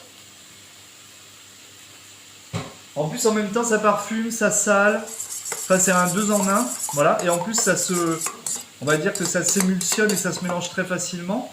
Et sinon, je vous avais pris ici chez Saravan un petit mélange. Là, c'est alors, je dis toujours Cachemiri ou Cachemiri. Voilà. Et l'autre, c'était un petit curpip. Voilà. Selon la provenance, on va avoir des currys qui n'ont pas forcément le même goût. Ça, franchement, essayez de l'adopter. Alors, je ne dis pas que Saravan est le seul épicier au monde. Il y en a bien d'autres. Mais en tout cas, moi, pour avoir découvert une pépite, c'est vrai que je leur reste fidèle. Donc, Saravan, vous tapez sur internet, ils ont des journées portes ouvertes d'ailleurs où je suis souvent parce que je cuisine là-bas dans la cabane, c'est fantastique. Il y a une cabane où on peut dénicher toutes les épices, et puis après il y a une cabane où on fait la salsa cuisine, et c'est pas mal du tout. Voilà. On a un message de Sylviane Oui. Qui nous dit qu'elle aimerait des recettes plus sur du poisson, Ouais. car elle aimerait savoir comment cuisiner le poisson, et aussi pour elle, la durée de 2 recettes lui convient très bien. Ouais. Mais 2 recettes séparément sur 2 rendez-vous, ça dirait aussi. Oui, on y réfléchit, on va voir comment on peut s'organiser.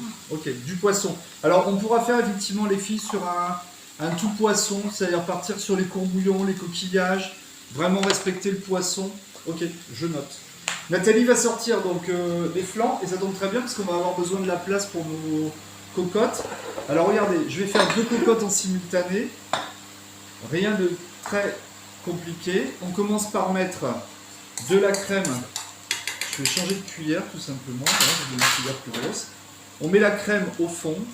Si vous voulez pas mettre de la crème, vous mélangez simplement cette pâte de curry avec un peu d'eau. Mais c'est vrai que c'est sympa quand même, la petite crème au fond des cocottes. C'est pas... J'allais dire c'est pas dégueulasse, pardon. C'est plutôt bon, effectivement. Et pour les intolérances, il y a des alternatives à la place de la crème? Alors, on peut mettre crème de soja, effectivement. Je crois qu'il y a des crèmes de riz aussi, je crois que ça existe. Voilà, si on est allergique au lactose ou qu'on ne veut pas de crème. Et sinon, simplement un petit bouillon de légumes, donc soit une eau d'asperge ou autre chose qu'on mélange avec le curry, tout simplement. Donc, ensuite, hop. Regardez, ça c'est juste mes tagliatelles que j'ai fait revenir. Ça aussi, pour faire manger des carottes aux enfants. Alors, on met tout simplement des petites tagliatelles de carottes là-dedans. On peut s'amuser à... Par exemple, on sait que les enfants, ils adorent la vache qui rit, des trucs comme ça. Donc, vous mettez une vache qui rit là-dedans, ça fond. C'est pas pour ça que ça devient super calorique. faites découvrir les épices aux enfants. Les épices douces, hein. Il y a des currys qui sont hyper doux. On peut faire la découverte du cumin. Alors, la dernière fois que j'ai fait la découverte du cumin avec un gamin, il m'a dit chef, ça pue, ça sent les pieds. Bon, voilà. Donc, je sais pas, ses parents, s'ils avaient les pieds très propres, parce que bon, voilà, ça sent assez fort. Donc, si vous avez les pieds qui sentent le cumin, on va chez le podologue. Hein, je crois qu'il y a un petit souci. On va chez le dermato. J'en rigole, mais c'était assez marrant la naïveté des enfants. Puis, c'est souvent brut de décoffrage. Mais on peut mettre plein de choses à l'intérieur du paprika. Et du coup, comme ça, on découvre. Alors, paprika et carottes, comme ça, juste à la poêle. Poum, ça fait, c'est super bon. Voilà. Ici, on prend nos petites tagliatelles de carottes, on vient les mettre au fond. Voilà. Je fais la même chose ici. Pourquoi je les mets au fond? Parce qu'avant, je terminais par les carottes. Et en fait, j'avais mes carottes qui étaient toutes brûlées sur le dessus. Donc, c'était presque un petit peu dommage. Alors, j'en ai un petit peu trop. Donc, je vais m'en débarrasser dans un cul de poule. Voilà. Et regardez, ce que j'aime dans cette recette, c'est que depuis le début, j'utilise la même poêle. Hein. Ouais. On ne salit qu'une seule poêle pour faire toutes nos cocottes. Hop, je remets un petit peu d'huile. Je vais attraper le porc. Voilà, regardez, ici. Alors, si c'est le sauté de porc, je ne m'embête pas. C'est pour ça que j'aime bien prendre du sauté de porc, parce que c'est le boucher qui a fait le boulot à ma place. Hop, je remets mon feu. Alors, mon feu s'était éteint, donc je vais le mettre à fond. Voilà, 2 petites minutes. Et si c'est de l'échine, vous pouvez faire plutôt des petits morceaux. Parce que l'idée de la cocotte, c'est que ça se mange directement dans la cocotte. Alors en général, c'est pour ça que là je suis allé un petit peu trop vite en besogne, mais en général, vous voyez le sauté, je le redécoupe en 4 pour qu'on puisse manger des morceaux voilà, directement à la fourchette. On a un retour de Kat qui dit que quelle sera la formule du restaurateur aussi agréable à suivre. Et elle dit super idée pour les tagliatelles aussi. Merci Kat, je vous adore. J'ai chaud là maintenant.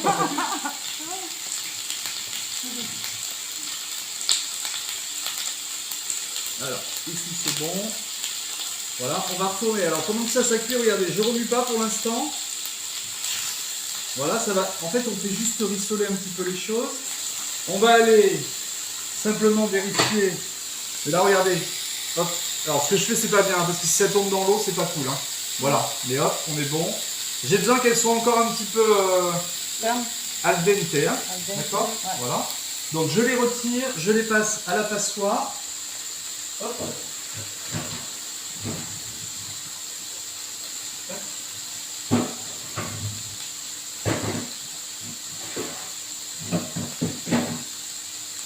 Vous vous souvenez tout à l'heure, je vous disais d'abord on retire l'eau, on égoutte, on met dans l'eau, on remet les pommes de terre et on remet de l'eau par-dessus.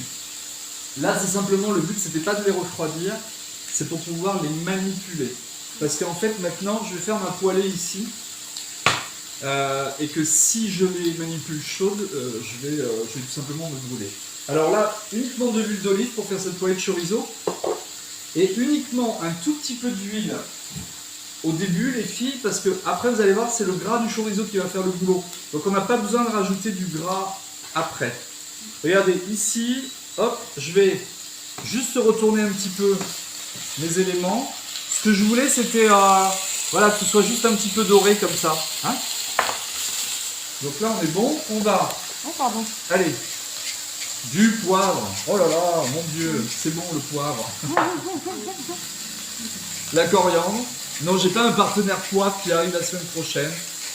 Mais je vous l'ai découvert grâce à ça, là, c'est génial. Un petit peu de sel, puisque du coup tout va être assaisonné, après on va plus y toucher. Voilà. Hop. Notre petit cochon qui est là. Alors si vous trouvez un cochon fermier, c'est encore mieux. Voilà, je fais en sorte que tous les éléments soient bien dorés sur toutes les faces. Voilà, on laisse encore 2 secondes. On a nos pommes. Je vous avais parlé des petits radis. Donc, on va s'en occuper. Là, vous allez voir en 2 secondes, c'est vite fait. Hop. Je les lave. Regardez, ils sont lavés. Tu vas t'approcher un tout petit peu, Nathalie.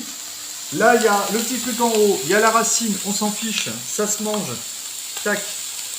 On les met là. Vous allez voir, à la cocotte, ça devient tout rose. Quand vous avez vos invités qui tombent sur les radis, ça donne un goût extraordinaire. Et ils vont se poser la question de savoir ce que c'est. Voilà, comme ça, vous faites causer autour de la table aussi. Hein. Je ne dis pas qu'on s'ennuie à table, mais voilà.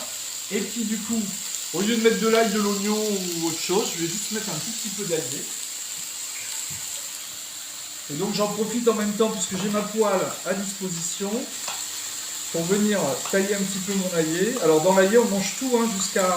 on enlève juste cette petite racine là qui est restée. Voilà, je vais le recouper en deux, et je vais venir le mettre dans ma poêle. Voilà, ça sent bon l'aillé. Hein. On a une question de Claire qui demande si c'est possible pour cette recette d'utiliser une autre viande. Alors on peut prendre du poulet, on peut prendre de la dinde, on peut prendre du dindonneau, on peut prendre de l'agneau. Quand je vous dis que je me suis mis à faire des recettes de cocottes à tour de bras, j'en ai au moins 60. On peut prendre du saumon, des carrés de saumon, des carrés de colin et des crevettes. Et à la place de ma crème, je mets du lait de coco. Et du citron vert, et hop, je mets ma cocotte au four. Vous voyez, finalement, il y a plein de choses qui peuvent venir se mêler dedans. Là, je vais utiliser par exemple le pruneau d'Agen, mais on aurait pu avoir des petits pruneaux d'Agen qu'on met avec la pomme Canada cuite, et le porc, ça donne un super goût. Si vous avez de la cuisine dite de chasseur, on pourrait même aller mettre du chevreuil ou du sanglier. Voilà. Après, vous mettez Bambi aussi dans la cocotte. Oh mon Dieu, qu'est-ce que j'ai dit? Pas Bambi. Pas Bambi. Voilà, regardez. Même ça, regardez, comme ça. Nathalie, tu nous montres dans la poêle, regardez. Tac. Rien que ça, c'est joli comme tout. Voilà. Ça pourrait aller directement dans un plat. Alors, hop. Je remplis. Ici, petite cocotte.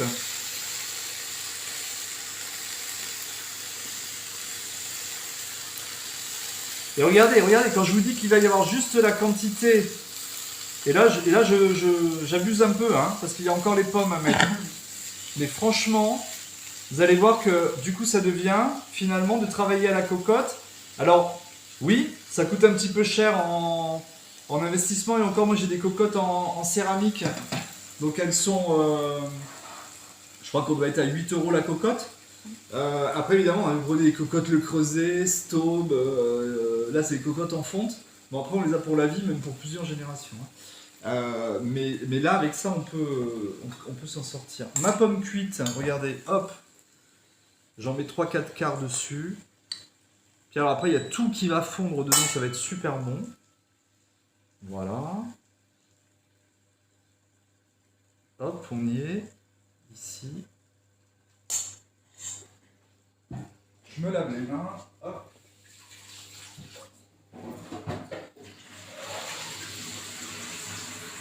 Mais là, je tombe pas trop. Je tombe pas trop. Là, je récupère mes pommes de terre. On va s'en occuper de suite. Et là, je vais demander à Nathalie de nous mettre les cocottes au four. Alors, on rajoute... En général, les filles, je mets pas une feuille de laurier entier. Le laurier, c'est quand même extrêmement fort. Donc regardez, là je vais mettre un quart de feuille de laurier. Sinon, auquel cas, je vais vraiment dénaturer. C'est comme le sel tout à l'heure. Hein. On va dire, ah oui, ça a bien le goût de laurier. Hein, mais du coup, tout le reste aura disparu. Donc c'est un tout petit peu dommage. J'appuie un tout petit peu parce que j'ai eu les yeux plus gros que le ventre, comme on dit. On couvre. Voilà, hop, j'ai perdu l'autre.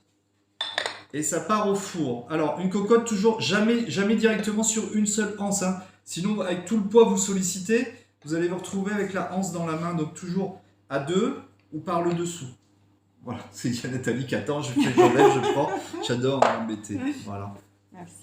Mais ça fait plus d'1 an et demi qu'elle est en stage avec moi. Et puis là, elle va signer pour un gros stage parce qu'elle va faire son CAP BEP de cuisine. Donc, vous voyez, finalement, elle n'est pas partie. Donc... Kat, je suis désolé, j'ai aussi d'autres admiratrices. Voilà. Désolé. On met les cocottes au four, 200 degrés, petite cuisson flash comme ça, 200 degrés pendant 10-12 minutes et après on baisse un tout petit peu. Auquel cas vous risquez d'avoir votre crème qui a un peu trop cuit à l'intérieur. Donc là je vais vous montrer, il nous reste 12-22 minutes. Voilà, vous voyez, on est largement dans les temps. On va s'occuper de la garniture. Pourquoi j'ai refroidi mes patates ? Puisque du coup, je voulais les manipuler puisque j'avais l'intention, maintenant, voilà, de les couper un petit peu comme ça. Alors, je vous montre ici, on va inverser un petit peu les choses. On va mettre là, les pommes de terre ici. Moi, je vais passer un petit coup ici.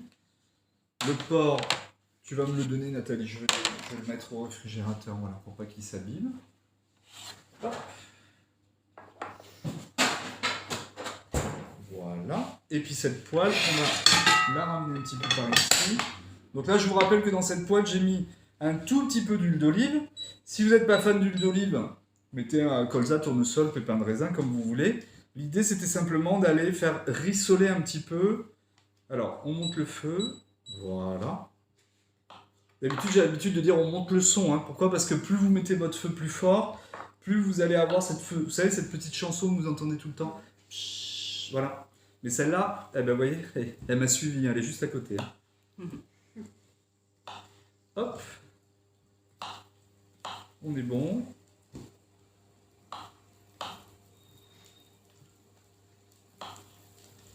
Voilà, on est bon. Je reviens sur les cours, les filles. Hein, on a pris aussi ce parti.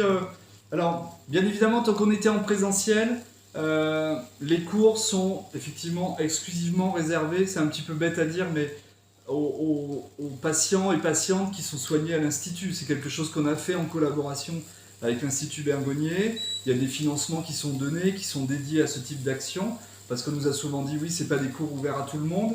Alors, évidemment, ce serait un peu paradoxal de dire il faut être soigné à Bergo pour prendre un cours. Non, vous pouvez venir prendre un cours comme tout le monde à l'atelier sur d'autres temps dédiés, mais celui-là, il l'est. Cela dit, il faut quand même rappeler qu'on a toujours permis à tout patient ou patiente de venir, je parle là des cours en vrai, en présentiel, hein, qu'on reprendra d'ici quelques mois, je l'espère, accompagné d'un proche ou d'une amie, parce que ça nous semblait important aussi que vous puissiez partager des moments avec des gens qui vous accompagnent. Alors, tous les patients ne pouvaient pas venir avec un accompagnant, parce que ça faisait un petit peu de monde, mais en tout cas, on l'a toujours permis. Par contre, ce que je vous invite à faire, c'est que sur ces cours en distanciel, vous voyez, on les a mis sur le Facebook de l'Institut Bergonié. On a fait ce choix parce qu'on s'est posé beaucoup de questions. Hein. On a fait ce choix de ne pas les mettre avec un péage. Hein. Vous n'avez pas de code pour accéder. Donc je vous invite aussi à partager parce que c'est pas histoire d'avoir plus de monde. Hein. Vous savez, on n'a pas d'obligation de résultat. La seule obligation de résultat qu'on a dans ces cours, c'est que vous passiez un bon moment, que vous continuiez de manger, que vous puissiez faire plaisir à vos proches et vous faire plaisir à vous. Et puis qu'on ait un temps ensemble, parce qu'on sait que le moral, dans ces moments-là, il est assez important. Mais en tout cas, parlez-en autour de vous. S'il y a des gens qui, effectivement, sont pas forcément en parcours de soins à l'Institut et qu'ils ont envie de passer ce moment avec nous, même si la priorité vous est donnée, c'est des temps d'échange qu'on a aussi. Et puis c'est aussi faire rayonner nos activités, et puis faire rayonner le fait que, là aussi, j'ai pas d'action quand je vous parle de l'Institut Bergonié, parce qu'il y a plein d'autres centres qui traite autour du cancer, mais en tout cas, moi, c'est celui avec lequel je travaille à Bordeaux. Et je peux vous dire qu'il y a un travail formidable qui est fait, même si souvent la critique, elle est facile. Mais en tout cas, ils ont déjà, eux, traversé une grosse période d'adaptation au Covid, faire en sorte que tout aille... tes souhaits, Candice, que tout ait continué de fonctionner normalement. Et puis, je vous dis, il y a les RI, l'espace rencontre information. Il y a plein de choses qui sont organisées. Il y a les blouses blanches dans les étages. Alors, même si en ce moment, c'est un peu compliqué, mais tout ça, ça reprendra. Et on essaye au maximum de faire des choses pour vous. Voilà ce que je voulais vous dire pour rappeler tout notre travail depuis 8 ans déjà. On va partir sur le chorizo. Et là, pareil, on va couper petite incision sur un côté, petite incision sur l'autre côté. L'histoire, c'était de le déshabiller, vous voyez. Donc du coup, on va pouvoir enlever la peau du chorizo. On peut faire ça avec le saucisson aussi. Hein. Comme ça, on va pouvoir enlever la peau du chorizo beaucoup plus facilement. Alors... posez-vous la question, on enlève... Moi, c'est vrai que j'enlève la peau systématiquement, mais normalement, si c'est un chorizo fait dans les règles de l'art, et là, je ne vais pas vous raconter de crack, ça fait très longtemps que je ne suis pas allé en Espagne, où je n'ai pas eu le temps de passer au Capucin, donc je me suis dépanné en grande surface. On le voit d'ailleurs, de toute façon. Donc là, j'ai plutôt un doute sur la peau, donc je ne sais pas si c'est un boyau naturel, donc je vais l'enlever. Mais sinon, si vous avez du chorizo artisanal, pose pas, on n'enlève pas la peau, hein, ça sert strictement à rien. Nous avons une question de Corinne qui n'a pas vu le début de la recette. Elle demande pour la cuisson des pommes, comment ça se passe et aussi est-ce que vous avez ajouté de la crème à cela. Ok, alors elle n'a pas vu, quand elle parle de la recette, elle ne parle pas de la poêlée, elle parle de l'ensemble, hein, de la cocotte, c'est ça? Oui, c'est ça. Alors, je vais reprendre, du coup, j'allais arriver à la synthèse de la recette, vous voyez. Votre question tombe à point. En fait, sur les cocottes, on est parti sur une base dans laquelle on a mélangé de la crème et la pâte de curry, mais ça aurait pu être aussi la poudre de curry. ou autre chose à votre convenance, du paprika ou toute autre épice, ras el hanout par exemple. Ensuite, on a mis ça au fond des cocottes. L'idée, c'est d'avoir à peu près 1 cm de crème. Les pommes Canada ou les Golden, mais les pommes Canada pour la cuisson, c'est quand même ce qui convient le mieux. Je les ai lavées, coupées en 4, comme on dit évidées, c'est-à-dire ou épépinées. J'ai enlevé toute la partie qui me gêne au milieu. Et ensuite, je les ai coupées à nouveau en 4. Donc, je les ai coupées en 8. J'expliquais que épépiner 4 quartiers, ça va plus vite que épépiner 8 quartiers. Donc, vaut mieux épépiner 4 et vous coupez. Après, vous avez vos 8. Je les ai passés dans un petit mélange de beurre et d'huile d'olive pour les faire dorer légèrement. Et hop, une fois dorés, pas trop remués, on les a virés dans un saladier. Dans la même poêle, on a fait nos tagliatelles de légumes. D'abord, donc, carottes râpées, lavées, puis tagliatelles. Et on a mis dans la même poêle. J'aurais pu rajouter un petit pet de beurre, mais il y avait suffisamment de gras. Vite revenu dans la poêle. On a dit qu'aussi qu'avec les enfants, on pouvait rajouter curry et paprika, et du coup, ça faisait quelque chose de ludique. Et hop, vous me mettez ces carottes au fond de la cocotte sur la crème. Ensuite, j'ai pris mon sauté de porc ou les chines de porc, pareil, petits morceaux. Toujours dans la même poêle, on rajoute un peu d'huile d'olive. On fait rissoler, juste sur les faces. C'est pas une cuisson, c'est juste un rissolage. Et on met dans la cocotte. Et ensuite, j'ai rajouté les pommes cuites par-dessus. J'ai assaisonné. Et tout ça, c'est parti au four. Ensuite, donc, on avait nos pommes de terre. Vous avez vu, je les ai toujours pas remuées depuis le début, les filles. Et vous allez voir que finalement, il n'y a aucun souci. Regardez, je vais les remuer pour la première fois. Voilà. C'est ça que je voulais. Vous n'aurez jamais ça si vous les aviez trop remuées. Voilà, et ça, c'est une pomme de terre de magazine. Elle peut faire la couve. Il n'y a pas de souci. De côté bien doré. Concernant les pommes de terre, on a une question pour Kat. Kat pose une question sur les pommes de terre pour savoir s'il faut absolument avoir des pommes de terre nouvelles pour garder l'épluchure, enfin pour garder l'épluchure, pour ne pas les éplucher. Alors, ou c'est possible d'en avoir d'autres. Ouais, si vraiment on s'intéresse à la partie épluchure, la peau, parce qu'avant que ce soit une épluchure, c'est une fois qu'on l'a enlevée. La peau, moi je trouve que des pommes de terre, les grosses variétés avec des peaux très épaisses, souvent des peaux qui sont très terreuses, j'ai tendance à les peler et manger sans la peau. Sauf si ces grosses pommes de terre, par exemple, je veux les faire au four ou dans la braise. Là, bien évidemment, je les lave bien, je les mets au four. Et des fois, même quand elles sont dans la braise et qu'on a enlevé la braise, on a même tendance à manger la peau parce qu'elle est assez bonne. Mais c'est vrai que quand je veux manger avec la peau comme ça, je vais plutôt préférer ce qu'on appelle des pommes de terre dites nouvelles.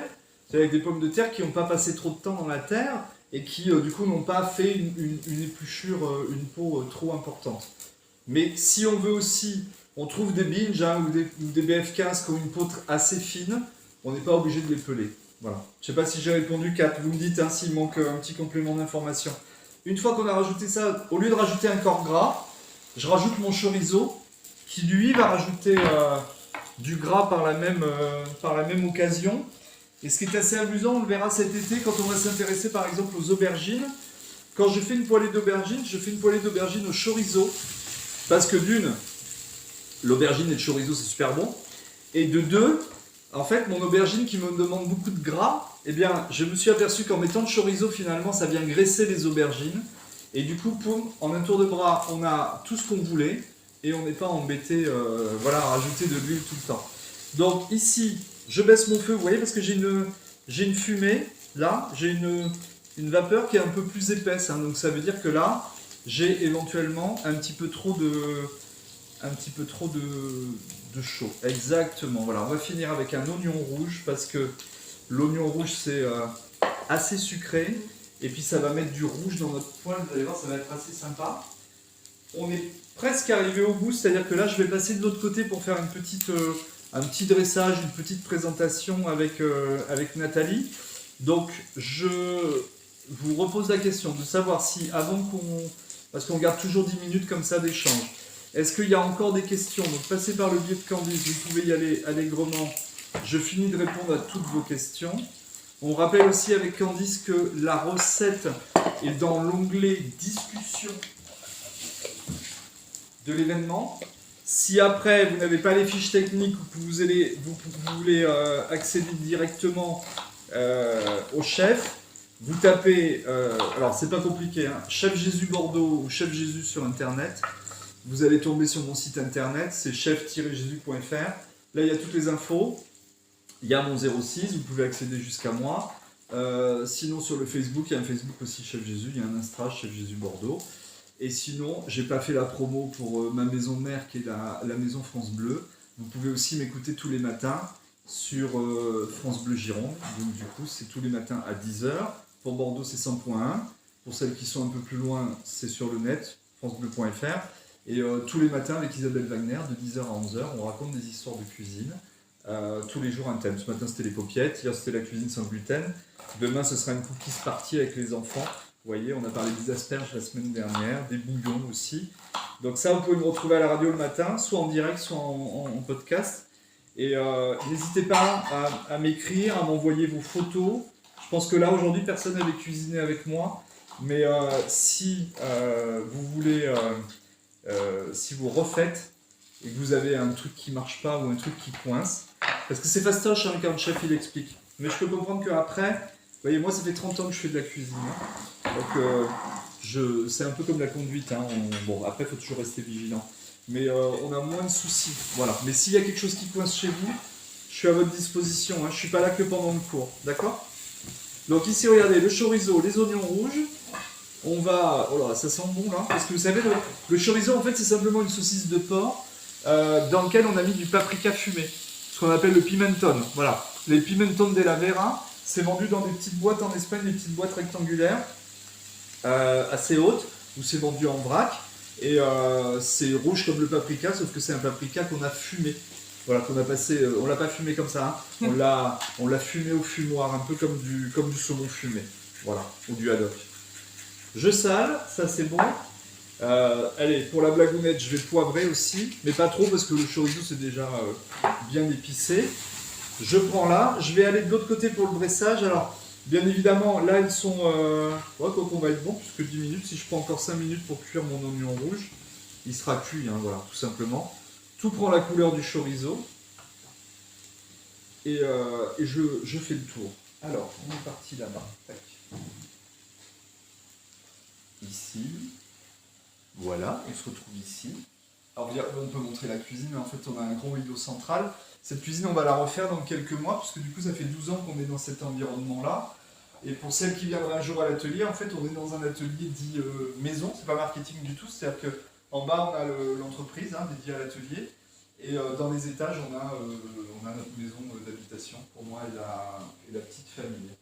Alors, je vous montre ici ce qu'on voulait faire. Regardez, on a pris une jolie assiette, et puis on va... Coucou.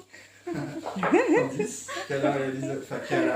Nathalie qui est à la réalisation, j'adore dire la réalisation, parce qu'on se trouve aussi à Lignac, on fait des émissions de télé. Attention. Et Candice qui est à la modération.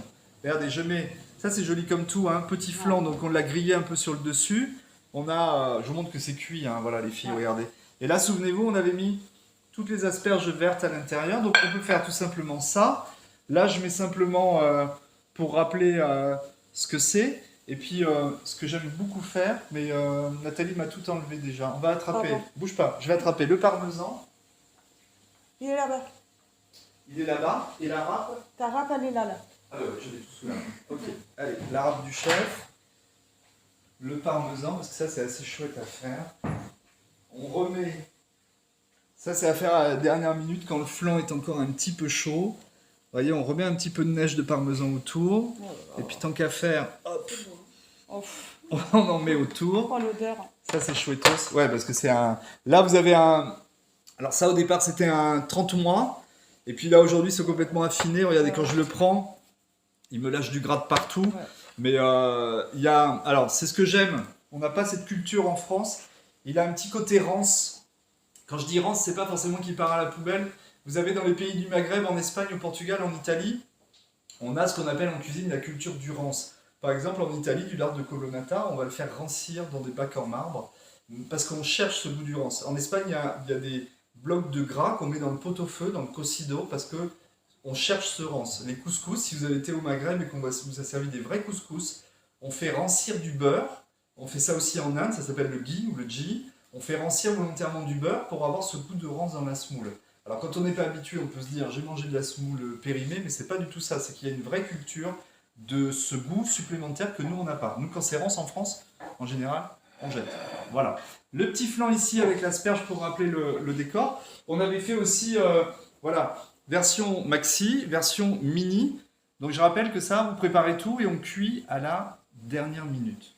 Alors nous avons Corinne, Kat et Sylvaine qui nous remercient pour ce petit moment ensemble. Ouais. Et Kat doit nous quitter, donc elle nous dit à très bientôt. Bon, à bientôt Kat. De toute façon, on est en train de terminer. Il nous reste 5 petites minutes. Au revoir, Kat.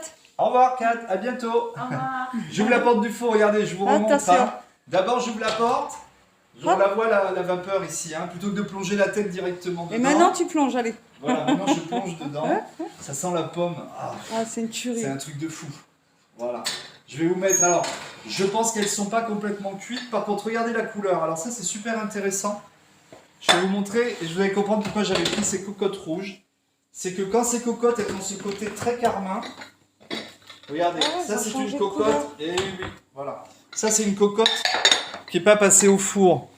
Donc quand elles ont le côté très carmin comme ça, c'est qu'on sait qu'on a atteint la cuisson quasiment optimum. C'est bien, ça. Voilà, donc c'est un bon petit guide. C'est une bonne astuce. Hein. Voilà. On la met là. Regardez, alors sur le rouge, fantastique. Ouais. On va attraper ici simplement la poêle. Je vais voir, je passe au-dessus juste pour attraper ici. Voilà. Et voilà ce que je voulais faire.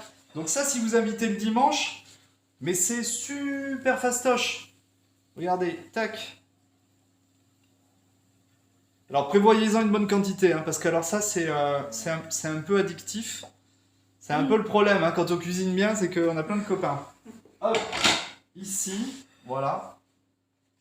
Et hop, on a la petite cocotte, regardez, voilà, avec toutes nos pommes ici, notre viande, voilà, au fond. Voilà. Alors en plus, elles se sont un peu soufflées, les pommes. Et vous allez voir que votre viande... Alors là, on est d'accord, les filles, hein, j'ai un petit peu triché. On est normalement sur un temps de cuisson qui est à peu près de 25 minutes. Là, elles ont 12 minutes, donc je vais aller les remettre au four. C'était juste pour vous montrer avant qu'on se quitte. Mais ça, c'est easy. Voilà, on fait tout avant, on met au frigo et on met au four. Et de toute façon, c'est la cuisine que je fais. Voilà, c'est ce que je vous montre depuis 11 ans. Et c'est ce qu'on aime, c'est ce qu'on a à cœur de vous montrer. Voilà.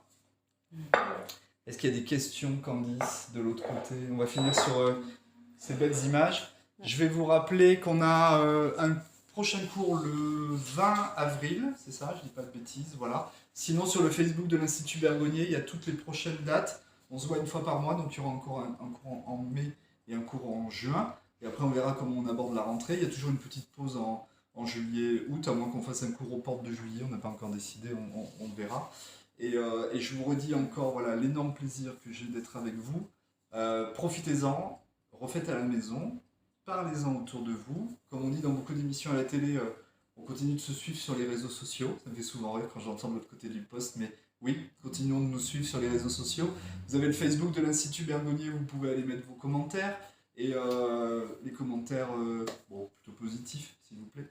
C'est général, ça aide plutôt. Mais en tout cas, au nom de l'Institut, au nom de Pomona, qui est notre financeur, et au nom, moi ici, de l'atelier, puis de Nathalie, de Candice et de toutes les équipes du service de communication de l'Institut Bergonié, je vous dis à très bientôt. Et je vous redis encore le grand plaisir que j'ai d'être avec vous. Bye bye.